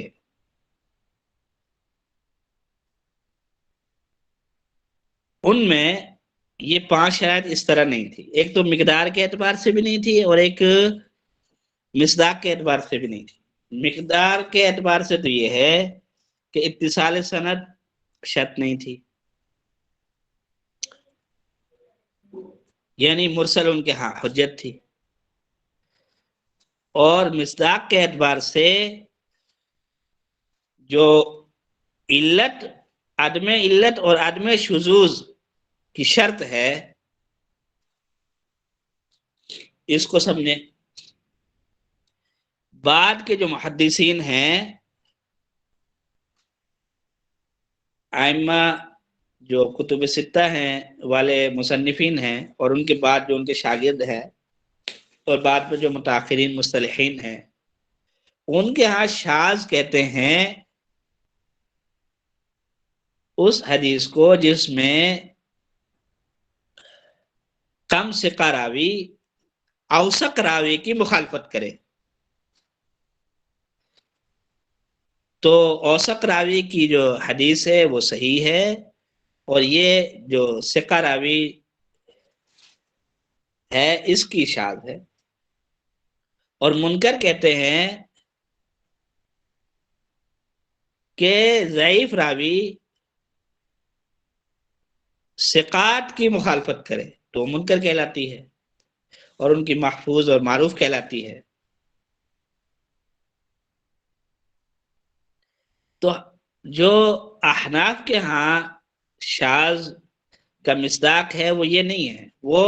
مخالفت راوی ثقہ بمقابلہ اوثق کو علت قرار نہیں دیتے،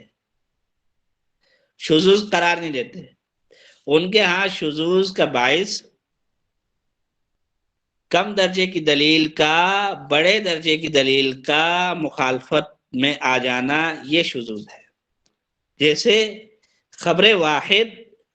اگر معارض ہو خبر مشہور متواتر کی،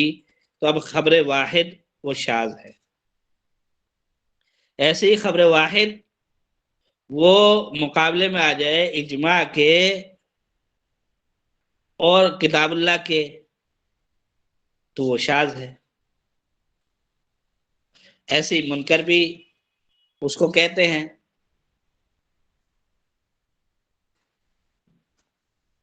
تو اب ان کے ہاں ایک راوی کا دوسرے راوی کے مخالف ہونا یہ سرے سے علت ہے ہی نہیں۔ وہ یہ کہتے ہیں کہ یہ جو ثقہ کی روایت جو کم ثقہ ہے یہ الگ سے ایک روایت ہے، اور اوثق کی الگ سے ایک روایت ہے،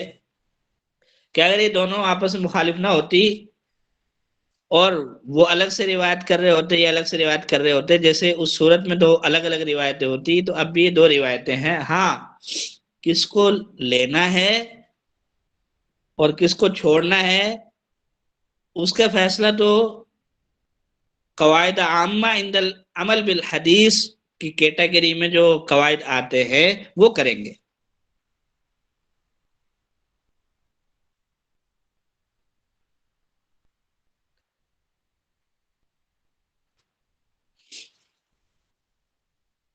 تو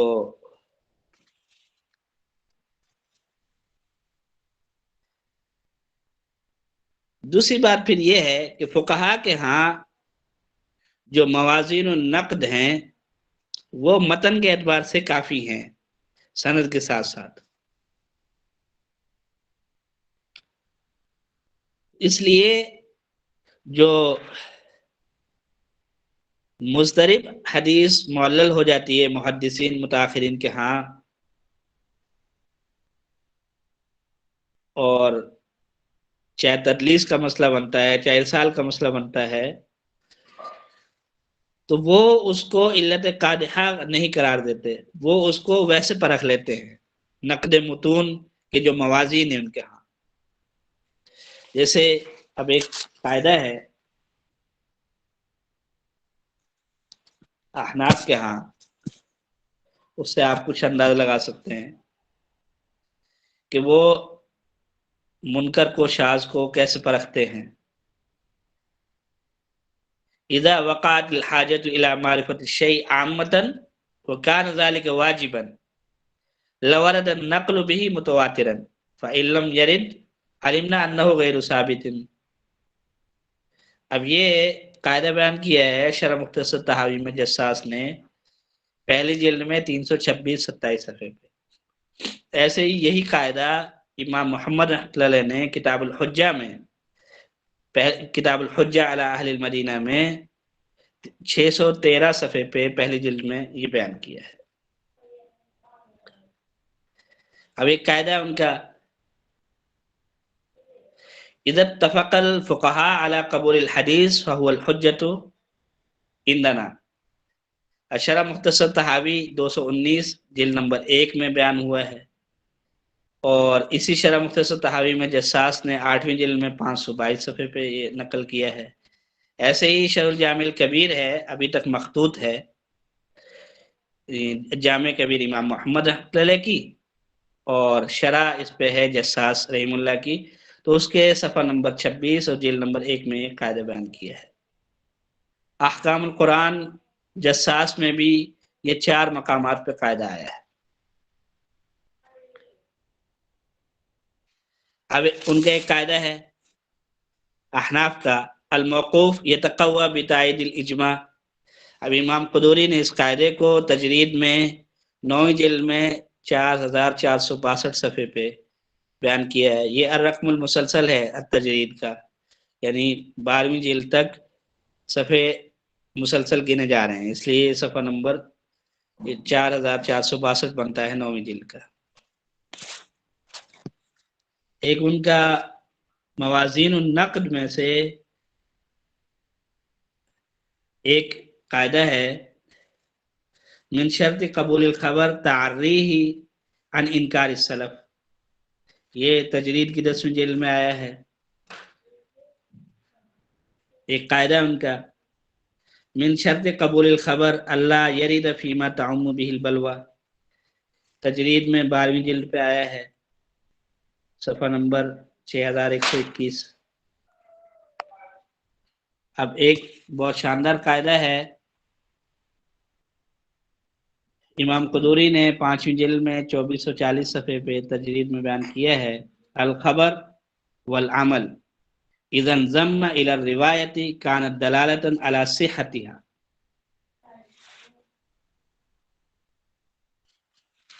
ایسی قاعدہ ہے جو محدثین کے حامی مسلم ہے، الراوی اذا لم يعرف وهو يروي الحديث ولا يروي روایته احد من الفقهاء ولا يكون في كتاب من الكتب لا يلتفت اليه. یہ تجرید میں 4تھی جلد میں بیان کیا ہے 2168 صفحے پہ.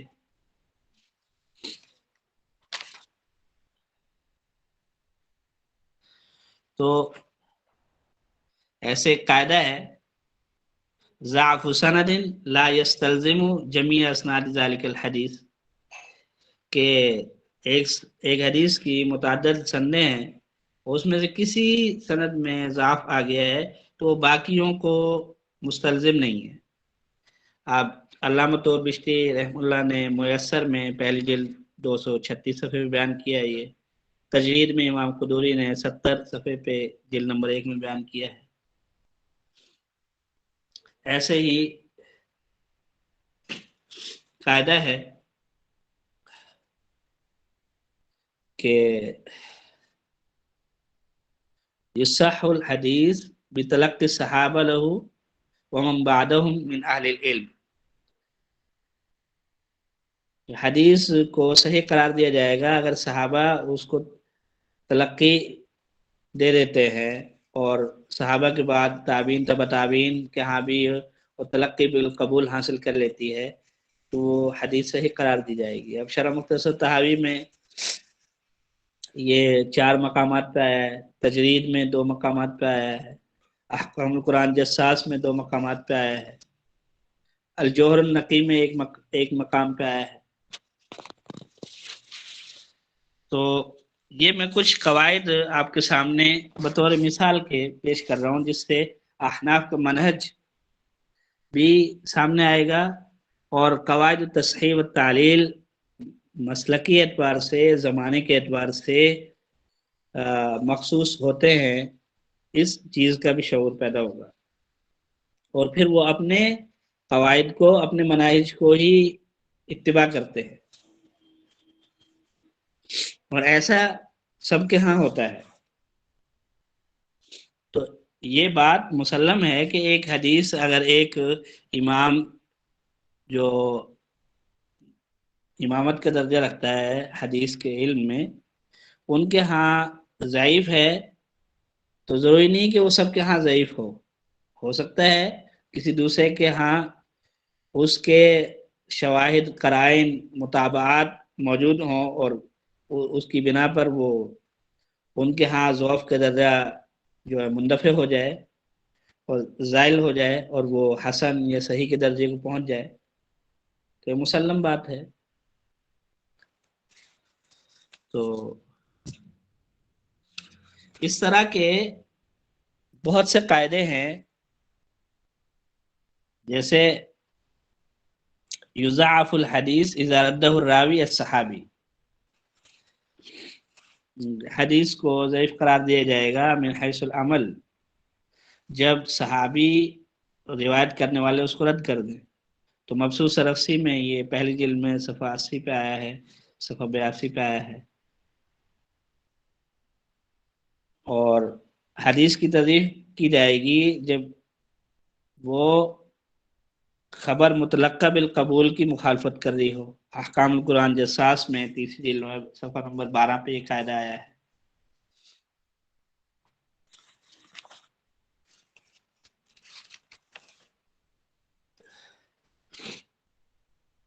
جیسے یہ قاعدہ ہے اذا روی الخبر موقوفا علی الصحابی ذلك لا يقدح فيه، تو امام قدوری نے تجوید میں بیان کیا ہے، شاہ مختصر طحاوی تیسری جلد صفحہ 97 پہ امام جساس نے بیان کیا ہے۔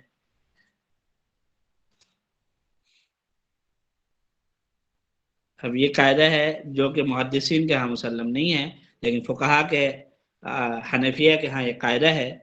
کہ الاختلاف فی النسب لا یوجب الضعف فی الحدیث اذا کان الراوی معروفا۔ ایک اور قاعدہ اذا عرف الحدیث اہل الکوفہ فلا تضر عدم المعرفت ایاہ من اہل المدینہ، تو یہ سب کے ہاں ہے یہ قاعدہ کہ جب ان کے مشائخ حدیث کو جان لیں گے تو دیگر مشائخ میں سے کوئی اس کو مجہول قرار دیتا ہے یا اس کی تضعیف کرتا ہے تو اس سے ان کو نہیں فرق پڑتا۔ لا يصح القول بتغلیط الراوی اذا وافقہ الاخرون، یہ قاعدہ ہے جرح تعدیل کا، جلد نمبر 2 صفحہ 616 تجرید میں امام قدوری نے بیان کیا ہے۔ تو اس طرح کے میرے سامنے ہی تقریباً 200-250 قاعدے ہیں جو میں نے مطالعہ کیا ہے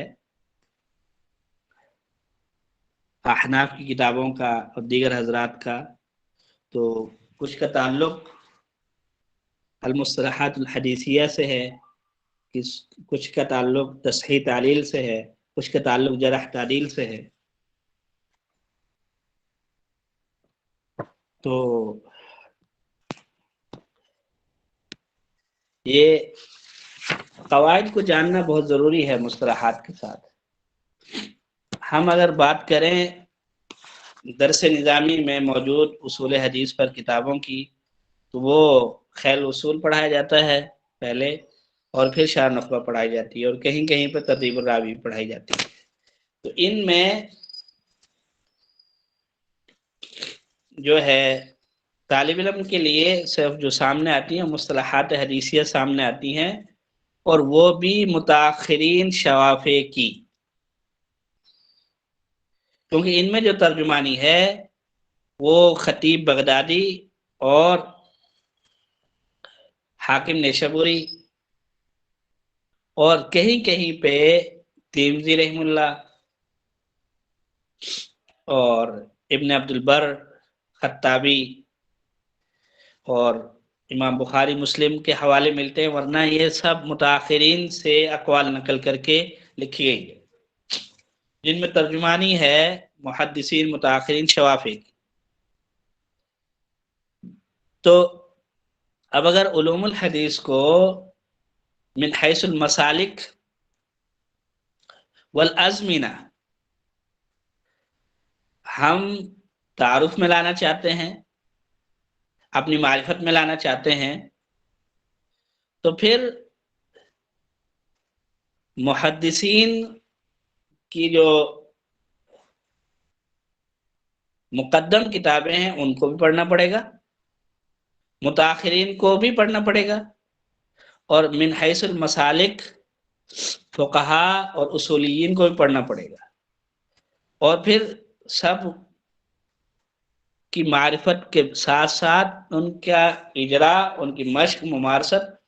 اسی زمانے اور اسی مسلک کی کتابوں سے کرنی پڑے گی جس زمانے اور جس مسلک میں وہ اصول، ضوابط، مصطلحات وضع ہوئی ہیں۔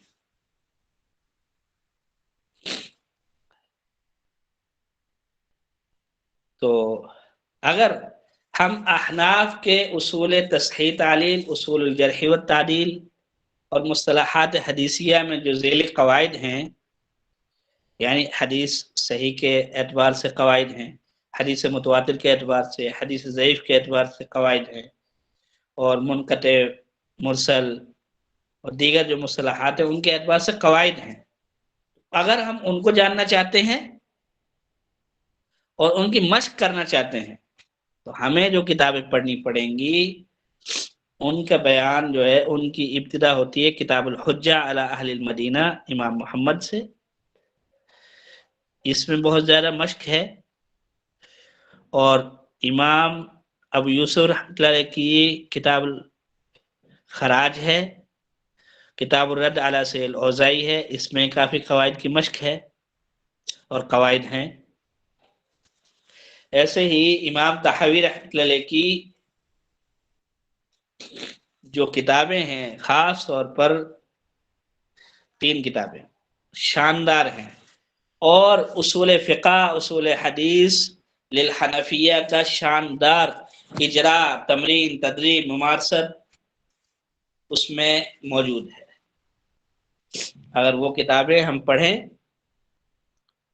اور ان سے اجرا کرنے کی کوشش کریں تو بہت زیادہ مواد ہے۔ کتابیں کون سی ہیں؟ 3: شرح معانی الاثار، فقہ الحدیث کا سارا اجرا اس میں موجود ہے، نقد حدیث کا اجرا بھی اس میں موجود ہے، اور شرح مشکل الاثار، اس میں شاندار قواعد، ضوابط موجود ہیں اور ان کا عملی اجرا بھی موجود ہے، اور احکام القرآن طحاوی 2 جلدوں میں چھپی ہے، میرے خیال 15 پاروں تک ہے، یہ تو نامکمل چھپی ہے، اس میں بہت زیادہ اجرا ہے، اور احناف کے اصول، ضوابط کا اگر ہم اجرا کرنا چاہتے ہیں اور اولاً ان کی معرفت ہمیں مطلوب ہے تو پھر امام جساس کی جو شرح مختصر طحاوی ہے انتہائی شاندار ہے، اور ان کی جو احکام القرآن ہے جساس کی، اس میں اصول فقہ، اصول حدیث کا اجرا ہی اجرا ہے، قواعد ہی قواعد، امثلہ ہی امثلہ، تطبیقات ہی تطبیقات، کوئی صفحہ بھی خالی نہیں۔ اور امام قدوری رحمۃ اللہ کی تجرید شاندار مجموعہ ہے اصول حدیث، اصول فقہ للاحناف کے اجرا کا اور خود اس کی معرفت کا۔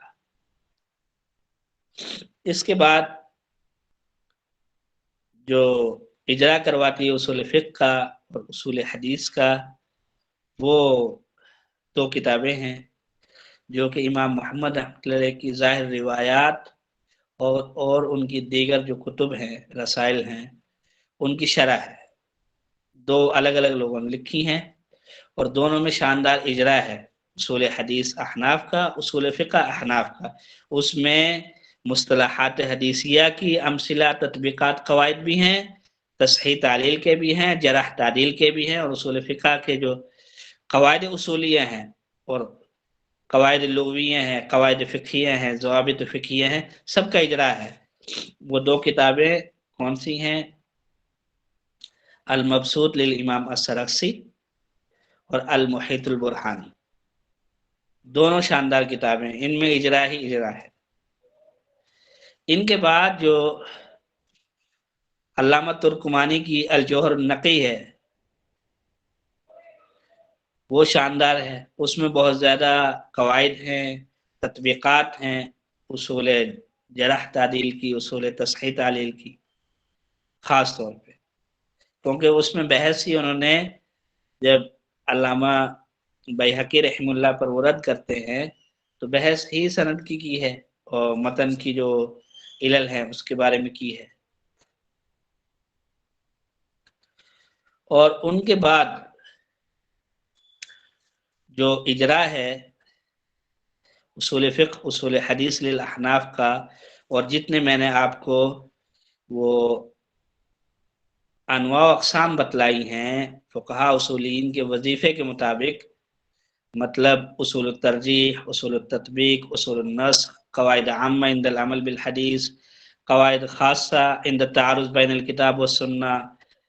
قواعد خاصة عند التعارض بين الخبر والإجماع والتعامل، عند التعارض بين الخبر والقياس، عند التعارض بين الخبر الواحد والمشهور والمتواتر، عند التعارض بين الخبر والأصول المأخوذة من الآيات والأخبار المتواترة والمشهورة. ان سب قواعد کی بھرمار اور ان کا شاندار اجرا وہ آپ کو ملے گا اپنے بنایا میں، اور فتح القدیر ابن الحمام میں، اور نصب الرایا میں. تو یہ میں نے چند کتابیں جو 10 سے 15 ہوں گی شاید ان کا نام لیا ہے. تو یہاں پہ اصول حدیث احناف موجود بھی ہے اور ایکٹیو بھی ہے، یعنی عمل میں بھی ہے، سرگرم بھی ہے. تو یہاں سے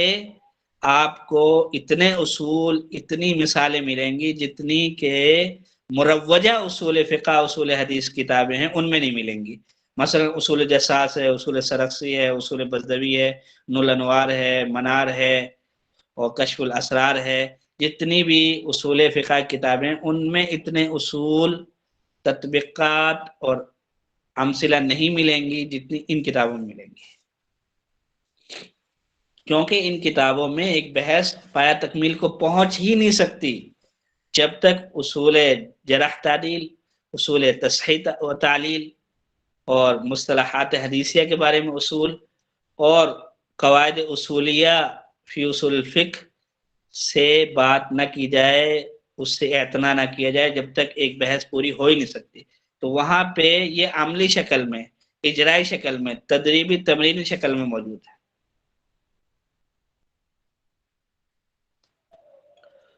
اور اگر ہم محدثین کے جو اصول حدیث ہیں جو کہ احناف کے ساتھ 80-90% مشترک متفق علیہ ہیں، چند جگہوں پہ جو اختلاف ہے اس کے لیے یہ کتابیں دیکھنی پڑیں گی، وہ میں موجود ہیں. لیکن جو مشترکہ اصول ہیں اور ان کی اگر ہم مشق کرنا چاہتے ہیں تو اس کے لیے چند کتابیں میں آپ کو بتلا دیتا ہوں، ان کو آپ پڑھیں گے تو اجرا ہوتا چلا جائے گا. اس اجرا میں تصحیح تعلیل کا بھی اجرا ہوگا، تصحیح تعلیل کے قواعد کا، جرح تعدیل کے قواعد کا بھی ہوگا، اور مصطلحات حدیثیہ کا بھی ہوگا، اور فقہ الحدیث کا بھی ہوگا. وہ کتابیں کون سی ہیں؟ شرح المجموع امام نووی،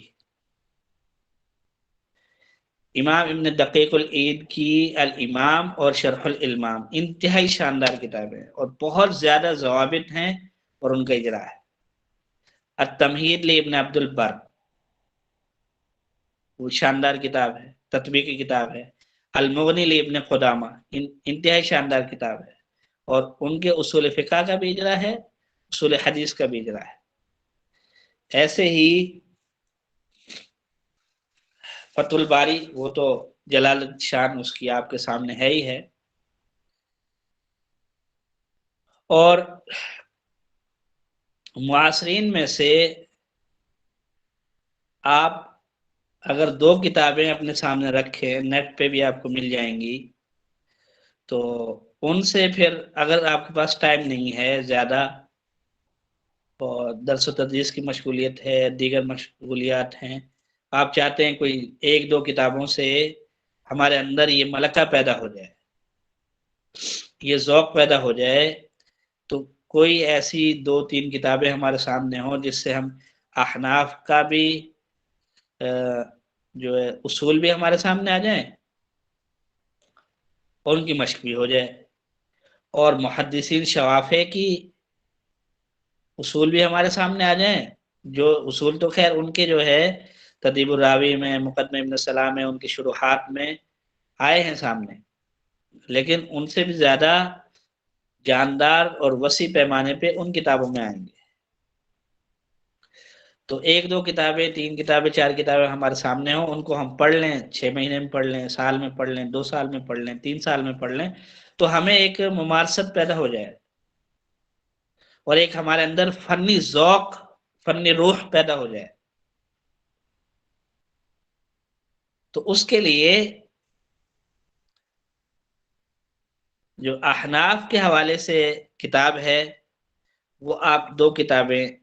اگر مختص کر لیتے ہیں، ان کو ہی پڑھتے ہیں، تو اس سے بھی ابتدائی جو ایک ذوق اور ملکہ ہے اصول کا وہ پیدا ہو جائے گا۔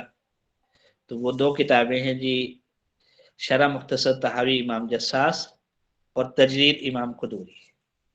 ان 2 کو آپ لازم پکڑ لیں۔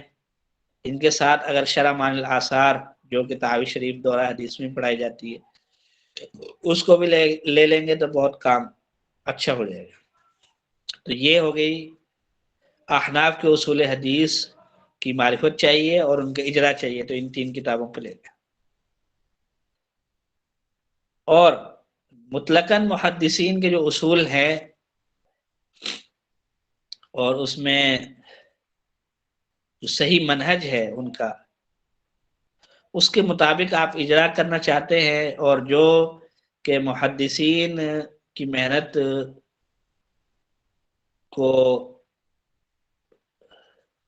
اعتماد میں نہیں لاتے اور خود جو ہے منہج محدثین سے ہٹ کے حدیث کو اپنے تختہ مشق بناتے ہیں،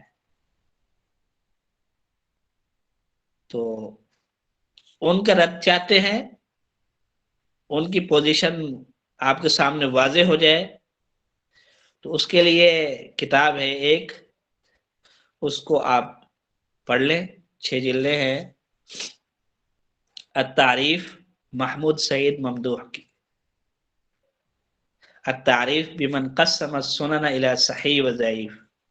یہ پورا نام ہے، اور یہ عبادات پر بات ہوئی ہے 6 جلدوں میں۔ تو اس سے خوب مشق ہو جائے گی تصحیح تعلیل کی،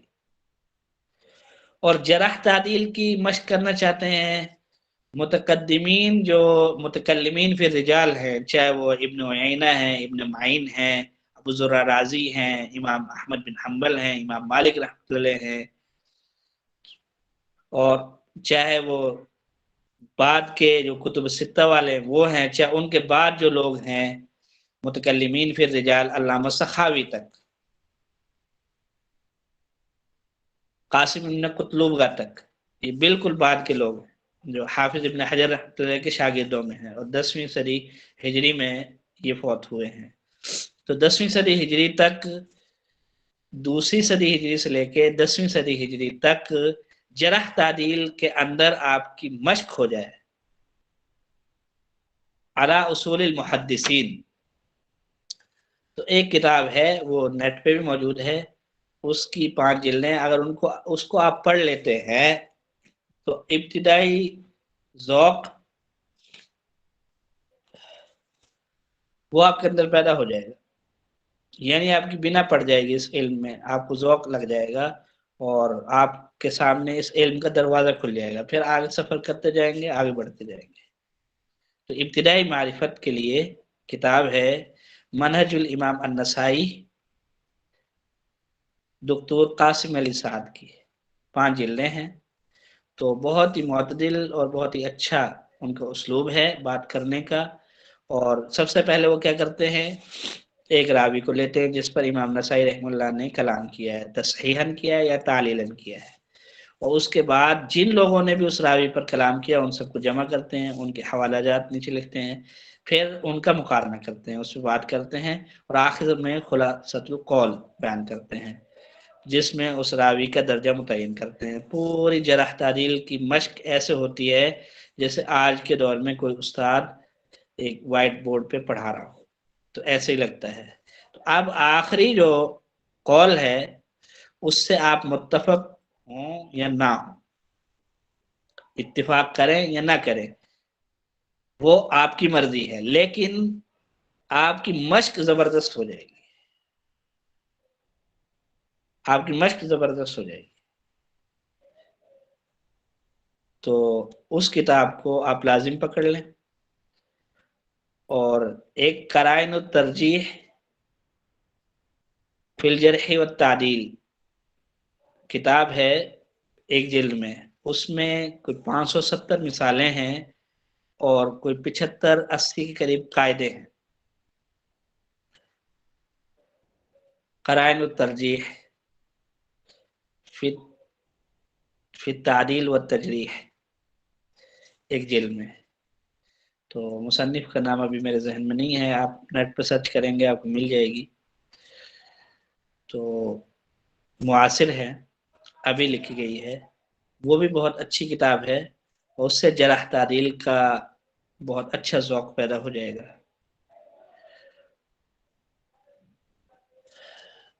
تو مصطلحات حدیثیہ میں آپ احناف کا نقطہ نظر جاننا چاہتے ہیں، اس کے لیے ابھی یہ مولانا عبد المجید ترکمانی صاحب کی جو کتاب ہے دراسات فی اصول الحدیث علی منہج الحنفیہ، یہ بھی اچھی کتاب ہے۔ اور ایک کتاب ابھی تازہ آئی ہے، قواعد فی علوم الحدیث حدیث النبوی شریف علی منہج السادۃ الحنفیہ، عبد المجید الجوزجانی، یہ پاکستان سے المصباح سے چھپ گئی ہے، تو یہ بھی اچھی کتاب ہے۔ تو یہ مصطلحات حدیثیہ میں قدرے ایک تطبیق بھی پیش کرتے ہیں، اور تعریف اور جو ضوابط ہیں ان کی طرف بھی اچھا اشارہ کرتے ہیں۔ اور مطلقاً محدثین طبقہ اولا یعنی تابعین، تبع تابعین سے لے کے اور اب تک جتنے لوگ ہیں مصطلحات حدیثیہ میں بات کرنے والے، ان سب کا پوائنٹ آف ویو آپ جاننا چاہتے ہیں اور مصطلحات حدیثیہ میں ایک اچھا درک پیدا کرنا چاہتے ہیں، تو اس کے لیے ایک بہت اچھی کتاب ہے ماہر یاسین الفحل کی الجامع فی العلل والفوائد، الجامع فی العلل والفوائد، یہ 5 جلدوں میں ہے اور بہت شاندار کتاب ہے۔ تو اس کو آپ سامنے رکھ لیں، اور علوم الحدیث کا ایک اچھا تعارف، علوم الحدیث کا ایک اچھا تعارف آپ ہو جائے، ابتدائی سطح آپ کے ذہن کی اس فن کے لیے ہموار ہو جائے، تو اس کے لیے ہمارے شیخ استاد محترم شیخ عبد المالک صاحب دامت برکاتہم کی المدخل الی علوم حدیث النبوی شریف بہت شاندار کتاب ہے۔ مولانا عبد الحلیم چشتی صاحب کی کتاب ہے فوائد جامعہ، اچھی کتاب ہے۔ ایسے ہی جو علامہ خالد محمود صاحب رحمۃ اللہ علیہ کتاب آثار الحدیث بہت اچھی کتاب ہے۔ مولانا عبید اللہ الاسدی صاحب دامت برکاتہم کی اصول علوم الحدیث بہت اچھی کتاب ہے۔ تو ایسے ہی مولانا عبد الرشید نعمانی صاحب کی علم حدیث اور ابن ماجہ بہت اچھی کتاب ہے، اور ڈاکٹر محمود احمد غازی صاحب کی محاضرات حدیث، اور مولانا عبداللہ معروفی صاحب کی حدیث اور فہم حدیث۔ تو یہ ابتدائی طور پہ بہت اچھی کتابیں ہیں جن سے آپ اس فن کی ابتدا کر سکتے ہیں۔ یہ کتابیں آپ کو ہاتھ پکڑ کے، انگلی پکڑ کے چلنا سکھائیں گی۔ تو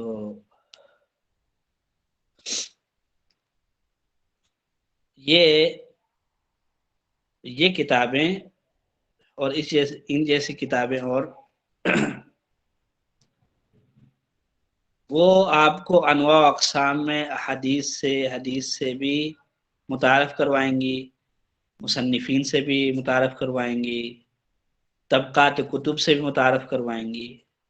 اور جو اس میدان کے سلگتے ہوئے مسائل ہیں ان سے متعارف کروائیں گی،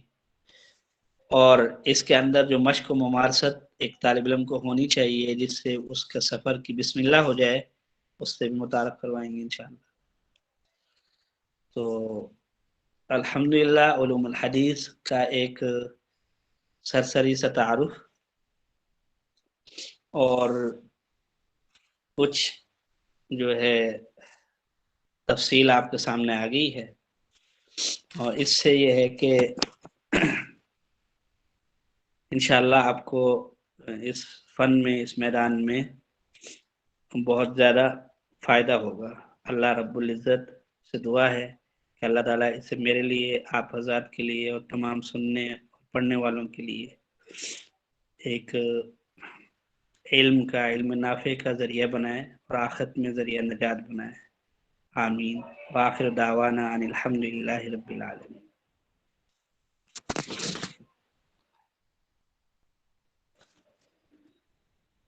ہاں جی، اب آپ اگر سوال کرنا چاہتے ہیں تو 5 منٹ 10 منٹ سوال جواب کر سکتے ہیں۔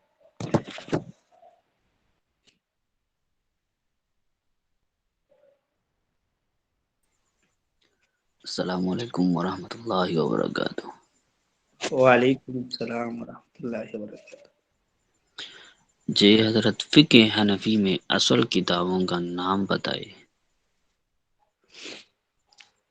یہ جو اصل کتابیں ہیں نا جی فقہ حنفی کی، جی اس میں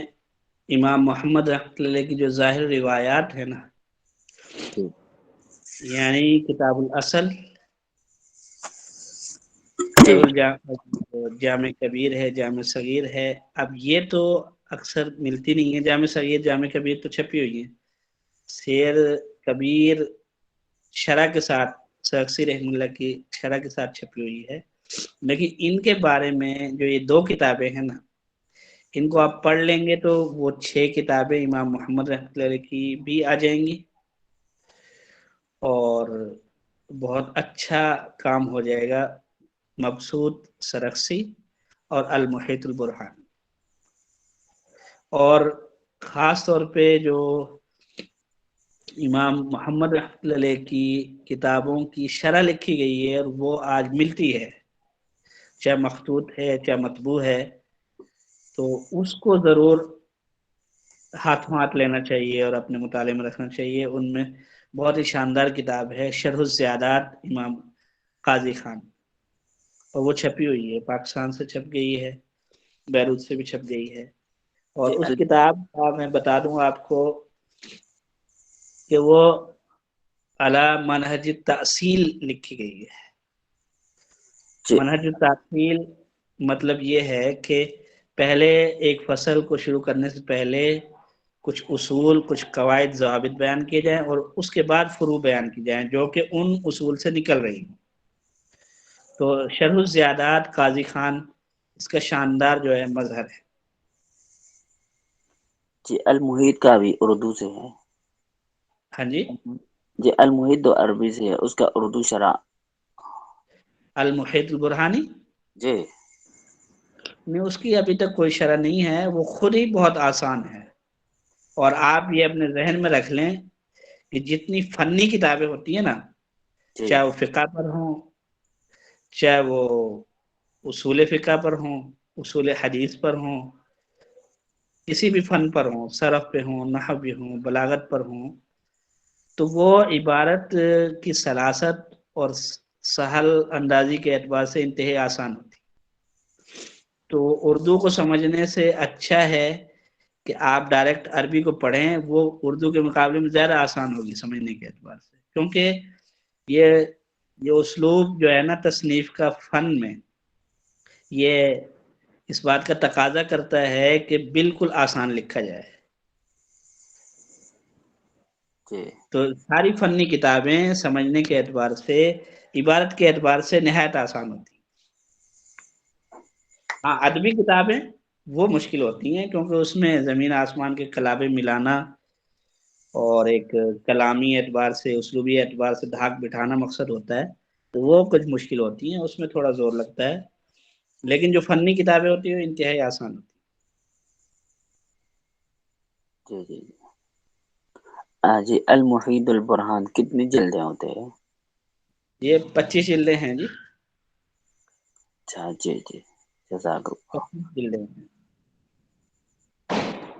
بہت اچھی کتاب ہے. اس میں منہج التاویل اور منہج التاصیل دونوں کو جمع کیا گیا ہے. یعنی اصل بھی بیان کی گئی ہے فصل میں، جس پر وہ جزیات نکلتی ہیں، اور پھر ان جزیات کی علل بھی بیان کی گئی بعد میں. اچھا حضرت، المکتبۃ الشاملہ جو پلے اسٹور سے ایپ ڈاؤن لوڈ کیا جا سکتا ہے، اس ایپ میں المحید البرہان موجود ہے؟ یہ تو آپ کو الگ سے بھی مل جائے گی، جو ہے المحیط البرہانی، برہان نہیں برہانی. جی تو جی یہ جی آپ کتاب القرآن والعلوم الاسلامیہ سے جو چھپی ہے نا، مولانا نعیم اشرف اور فہیم اشرف صاحب جی کی تحقیق سے، تو وہ والی لیں. وہ شاندار ہے اور مکمل بھی ہے. جی جی جی تو وہ ڈاؤن لوڈ ہو جاتی ہے، آپ لکھیں گے ڈاؤن لوڈ ہو جائے گی. جی جی جی.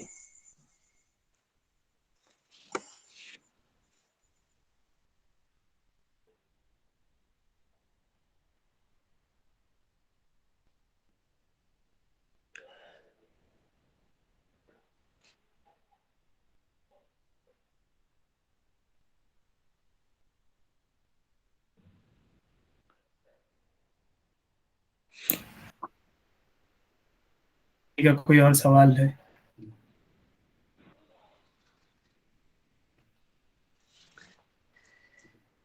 اگر کوئی سوال بعد میں بھی ذہن میں آئے اس محاضرے سے متعلق، تو گروپ میں آپ وہ پوچھ سکتے ہیں انشاءاللہ. تو جیسے کوئی وقت ملے گا تو میں آپ کو جواب دے دوں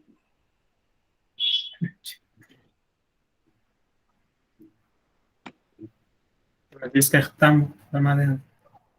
سبحان ربک رب العزت عما یصفون وسلام علی المرسلین والحمد للہ رب العالمین. السلام علیکم ورحمۃ اللہ وبرکاتہ.